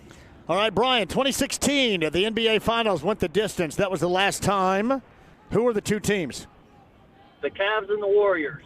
Well done. Jaws celebrating 50 years since its release back on this date in 1975. Quint was the captain. His boat needed to be bigger. The boat's name was, Brian. The Orca. The Orca. Now, for bonus points here, do you remember what the film, and it had nothing to do with it, it was just kind of weird, the film Orca was about that came out, because we know everything in the water became like piranha, and there was octopus, and like bluegills would come at you, right? And they'd make a film about attack bluegills. Anything in the water became something they tried to put on film back then. Do you remember what the film Orca was about in this case? Ooh, I don't really know. I'll just take a guess. Say dolphins. I believe it was a killer whale that would attack people in the film. It was a bad film, by the way, too. Orca, it was called. So late 70s. Hey, Brian, you get the $50 scratch-off gift pack courtesy of the Hoosier Lottery. Hoosier Lottery Champions of Play. Thank you very much, my man. Hang on with James, and he'll get you set up. Have a great weekend, and go Pacers. Thank you, Brian. Yeah, Orca. I believe Orca, help me, starred Richard Harris. Am I wrong or right about that? Richard Harris. Was it Richard Harris? Was Bo Derek in that? Was that Bo Derek's first film? You see, I'd normally back then watch Bo Derek in anything, especially after 10. But I think Bo Derek was a part of that, too. Hey, I was all over Tarzan the Ape Man. Who was it? Bolero. More Bo Derek from that era easily. All right, James. Also, I want you to get 3 more signees for the PXG driver, courtesy of Pennzoil, our friends at Pennzoil. So 3 more signees, and James, I will let you select the winner. James, at the end of the show, will call the winner of that PXG driver. Now, the box that it comes in, thanks to our friends at Pennzoil that had me out prior to the greatest spectacle in racing, the signees on that with the autograph, Scott McLaughlin of Team Penske and Jake Knapp of the PGA Tour is also signed that. I was at an event with them back in May, and there is a PXG driver that you will absolutely love. To the winner, thank you for listening to this show. Hey, we've got a busy weekend for you. I mentioned a little bit earlier, it's Jeff Rickard and James Boyd coming at you. That is going to be late Sunday afternoon, probably around 5 or 5:30 after the Fever game. We didn't talk about the Fever last night. That was dreadful. But the Fever in Las Vegas coming up on Sunday. James Boyd and Jeff Rickard have the pre to the pre this time. They'll take you up to 7:30 with the Pacer Radio Network coverage live from OKC with decisive game number 7. I cannot impress upon you how awesome this has been to be able to experience all of this with you, no matter what takes place on Sunday. This has been special. I know how much this means to all of you out there. Man, we all love basketball, and it simply put does not get more special than this group, regardless of what happens coming up on Sunday. 8 o'clock is that tip time. Decisive Game 7 right here on The Fan. JMV Takeover tomorrow night is 6 hours of nothing but party music with us. B105.7, 6 until midnight, the JMV Takeover tomorrow night. But right now, let's hear it again. It's Tony East and I talking about Game 6 and Game 7 coming up on Sunday on The Fan.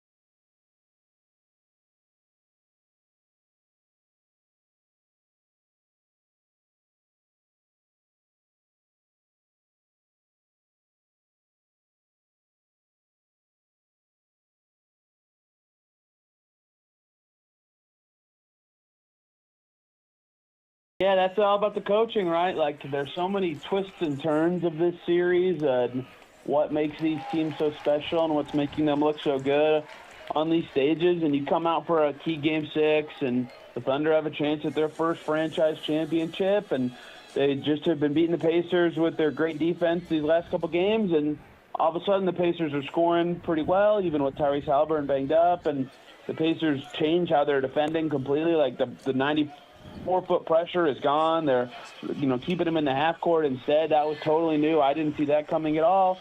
And it really shuts off the water for the Thunder. And, that's what this series has been all about and why these two teams have made it this far. They're so good at adjusting. They have so many strengths that they can get to. And you can have games like last night where, out of nowhere, a Pacers team that has not won, scoring under 110 until last night and hasn't won that way the whole playoffs, just wins a totally different way. It was very fascinating. All right, Tony East with us on the Andy Moore Automotive Group hotline. I'm glad you came to this point because it was a lot different defensively in the approach of the Pacers last night in game number 6. Now, will they give them more of the same, or will we see a change of pace? Because I'm with you on that. It worked so well last night, but is that to you have a longer lasting, meaning into another game type of appeal that you think would work? Yeah, it's always tempting, especially when you win, to come out with similar coverages or the same thing in the next game, right? And, the Pacers, of course, should try to mix in what works throughout the series. The Thunder now have 2 days to look at the film and figure out what didn't work and how they can adjust and be better against it, right? So you wonder if the Pacers will come out with maybe a little different pressure, even again in Game 7, or more or less zones, or however they want to do it. And the thing they did really well is they were trapping SGA and Jalen Williams when they would get a certain depth into the paint or depth toward the rim.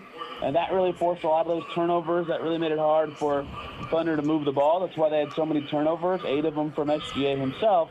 That is something that I think film can help them figure out. And you wonder how much the Pacers will do that or mix in what they've been doing more traditionally. So it's an interesting part of the series where, on one hand, usually at this stage of a series, the coaches have shown a lot of their cards and instead of playing them are just trying to play better, versus right now where Game 6 saw something totally new. There's still going to be a lot of changes in Game 7 that I think even the Pacers defensively have to figure out.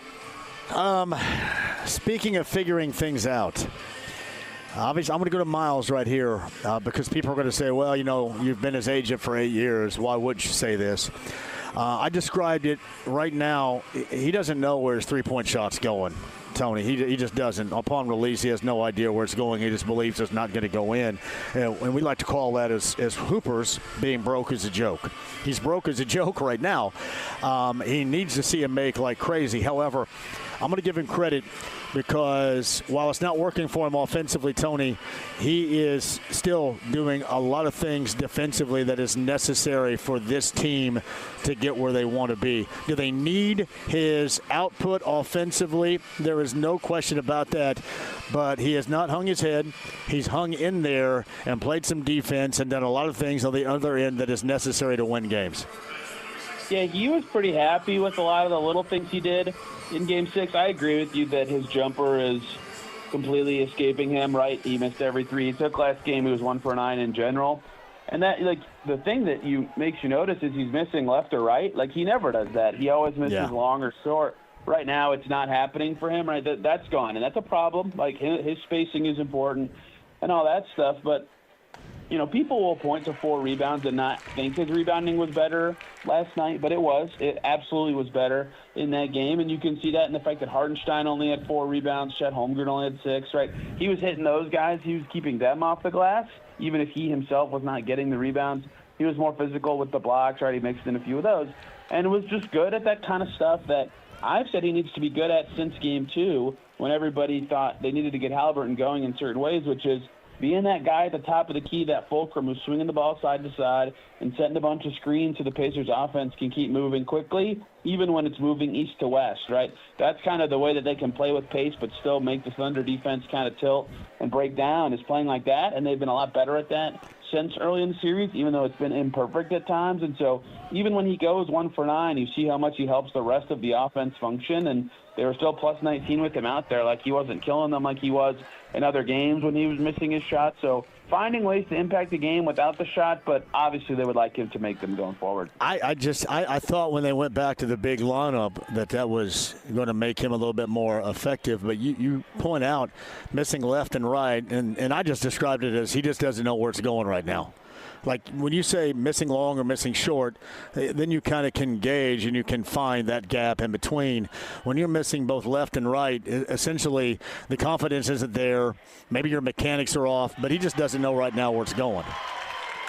Yeah, that's tough, right? And, you know, only taking 3 threes, like, it's unusual for him to have a game like that where he's out there enough to get 9 shots, but the small percentage are from 3, especially against a Thunder team that's been proven to kind of be willing to let him take those. And, yeah, whether it's confidence or something else, you wonder where that takes them and him in Game 7, because everybody's going to be in a different headspace in that game, right? So, like, every shot that is open or every little crevice that's available on the floor, they need to be able to take advantage of. And at times, they've been able to do that in the series. Like, they haven't had a great shooting game in ages. They shot 36% in that one, right? So they'll take anybody who's comfortable in hitting in that Game 7, just like they did last year in that Game 7 in New York. And if Turner's off, that's not a good thing for a game that's going to have a lot of jitters. 61 turnovers in 3 games, Tony, in OKC. My goodness, that has to change dramatically for them to, maintain at close range or to win Game 7 coming up in OKC on Sunday night.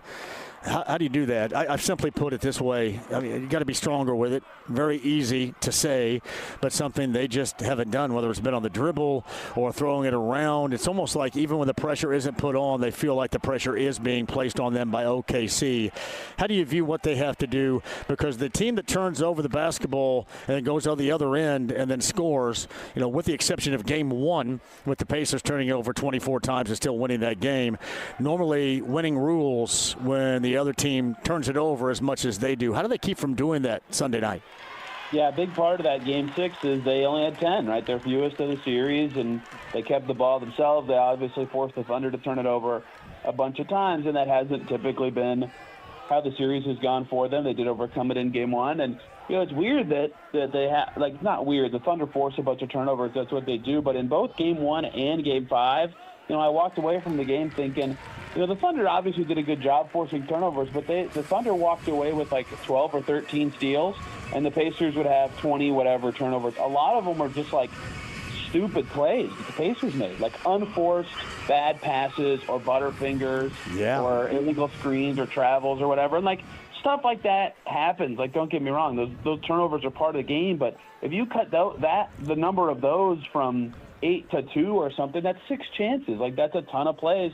That's a huge part have to be a huge part of their focus in Game 7. You can tell they're getting a little more comfortable because they only had 10 turnovers in Game 6, and 3 of them were from McConnell. No one else had more than 1.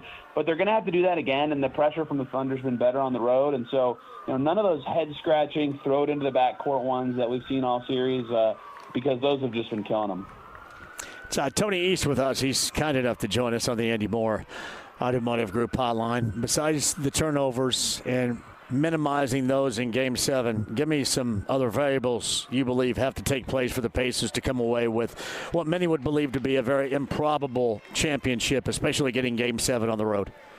Yeah, they're going to need their guard play, the non-Halliburton guard play, to be good again. I think we've seen that the last couple games, obviously from T.J. McConnell, who's becoming a little bit of a cult hero and is so popular in these media settings post-game. And then Nembhard goes 5 for 7 with 4 assists, 1 turnover, and great defense in Game 6. And, of course, Siakam had a double-double. He was a little inefficient, honestly, but he still played very well. Like, they need all those ball handlers to be really good, given Halliburton's current state, because – I mean, how often did we see him in Game 6 be off the ball a little bit or not able to quite have the same burst and acceleration going forward? He still, could move a little better, honestly, than I expected that he would. He made 3 threes, but he's certainly limited, right? And they're going to be hiding him a little bit on the defensive end. Lou Dort setting a bunch of screens in that Game 6, so they're going to have to find ways to keep their offense humming as much as possible. And the two things that were key in doing that in Game 6 were those guards being very good, right? Andrew Nembhard punching to the basket, doing a good job there. He, was second on the team in free throw attempts as well. His ball movement was good. He didn't have all those turnovers he had in Game 5. Siakam was moving the ball pretty well, and, of course, McConnell was great. That all really mattered, and the lineups that had McConnell and Nembhard together really mattered in a way that they haven't throughout the playoffs. And the other thing is they played more minutes than they have in a lot of these playoff games. Sounds like a big hit there. Than they have in a lot of these playoff games. Without Siakam or Halliburton on the floor, right? That's so rare of them to do. But, when you only get 23 minutes out of Halliburton and 32 out of Siakam, and they were granted there was some garbage time, they played a lot of minutes where they were really relying on those guards to do something and hoping other guys could make shots, and they got it, right? They're going to need that to be the case if they're going to have this version of Halliburton again in Game 7. So anyone with a strong ball handling responsibility is going to be really important. I think they've all shown at times in the series that they can do it. That does not mean it's easy against this Thunder team. Tony, before I let you go out there and get a run here in just a second, but OKC's been through circumstances. I mean, obviously a decisive game, won. A bounce back after a blowout, won. Does that add a little bit to the equation of them being able to bounce back when a lot of people suggest maybe they could hang a hangover? I don't see that happening whatsoever, but they have been there and done that a little bit so far in this postseason to be a little bit more prepared, you would think, mentally for what Game 7 is going to offer. Yeah, it's impressive how similar this series and the Nuggets-Thunder series has felt. Like the Nuggets stole Game 1 in OKC, and then a lot of the games were very similar in terms of how close they were and which team won and how it happened. Game 4, the Thunder stealing it in Denver in the fourth quarter. Like they've had a very similar series to this in terms of the emotions and the flow of the series and the adjustments required to win it. Obviously, the Pacers last year beat the Knicks in a series that felt a lot like the one they're currently in, so you never know how much these advantages are advantages that we just make up talking about the past or not. But, the Thunder are going to be able to respond on their home floor because they've done it before. They've done it all season. They've done it all series. That they very rarely look low for more than a game at any one thing. And so, they're going to be better than they were in Game 6 on Sunday, and it's up to the Pacers to figure out what weak points they still have, how they can attack them, and be as good as possible because you're getting a hard punch from this Thunder team. Mark Daigneault's coached a pretty good series. They have an amazing group of stars. It's not going to be easy, and they showed that when they beat Denver in that Game 7 in the second round, but the Pacers have the experience, and to me, we can talk about all this stuff about the past and all matters, but it's NBA Finals Game 7, man. Anything can happen. You just never know who's going to rise and who's going to shrink. And honestly, the Pacers could be the team that shrinks. You never know, but they also could be the team that rises, and that's the situation they set themselves up to be in. Are you going? Yeah, I'm already there. Oh, hell, are you? I didn't know that. Yeah. Good for you, buddy. Good for you. Well, have a great time. I mean, this is a lifetime experience, man. I'm happy for you. Seriously. For me, being around here forever, it's one thing, but being able to go in that setting, covering it like that, has to be absolutely incredible. So soak up every moment of it. I know you will, but sometimes it can get lost a bit in the shuffle because everything goes so quickly. Soak that bad boy up. It's awesome. It has been very cool to be at 7 finals games in the first series going the distance since 2016, and yes, I probably will never forget it, but I will never forget a lot of things about this season, honestly. Yeah, my favorite team of all time, of any team around here ever. Wow. Is this particular team. And I think that speaks volumes of really both on and off the floor. Personality, cohesion, togetherness, teamwork, all of that makes them, I think, as special as any team I've ever seen. Yeah, I think they've earned that place in a lot of people's hearts, and it's just, that like this team that is just greater than the sum of their parts is just going to have that kind of effect where any one player can be the guy any night. Like if you're a fan of a guy, if you're a fan of players instead of the team or even both, like you're going to fall in love with somebody, and they've all kind of done that this whole playoffs. It's Tony East. You'll find him with Locked On Pacers, SB Nation, WTHR stuff. I mean, all his work. And he comes on all of our shows here on The Fan. Is a very valuable resource, and we appreciate Tony very much. Live in OKC with us here on what is an interesting Friday live at the Victory Field, to say the least. Tony, I appreciate you. Enjoy the weekend. Enjoy a game number 7, and report back to us at some point next week. Okay, brother? You got it, man. Take care.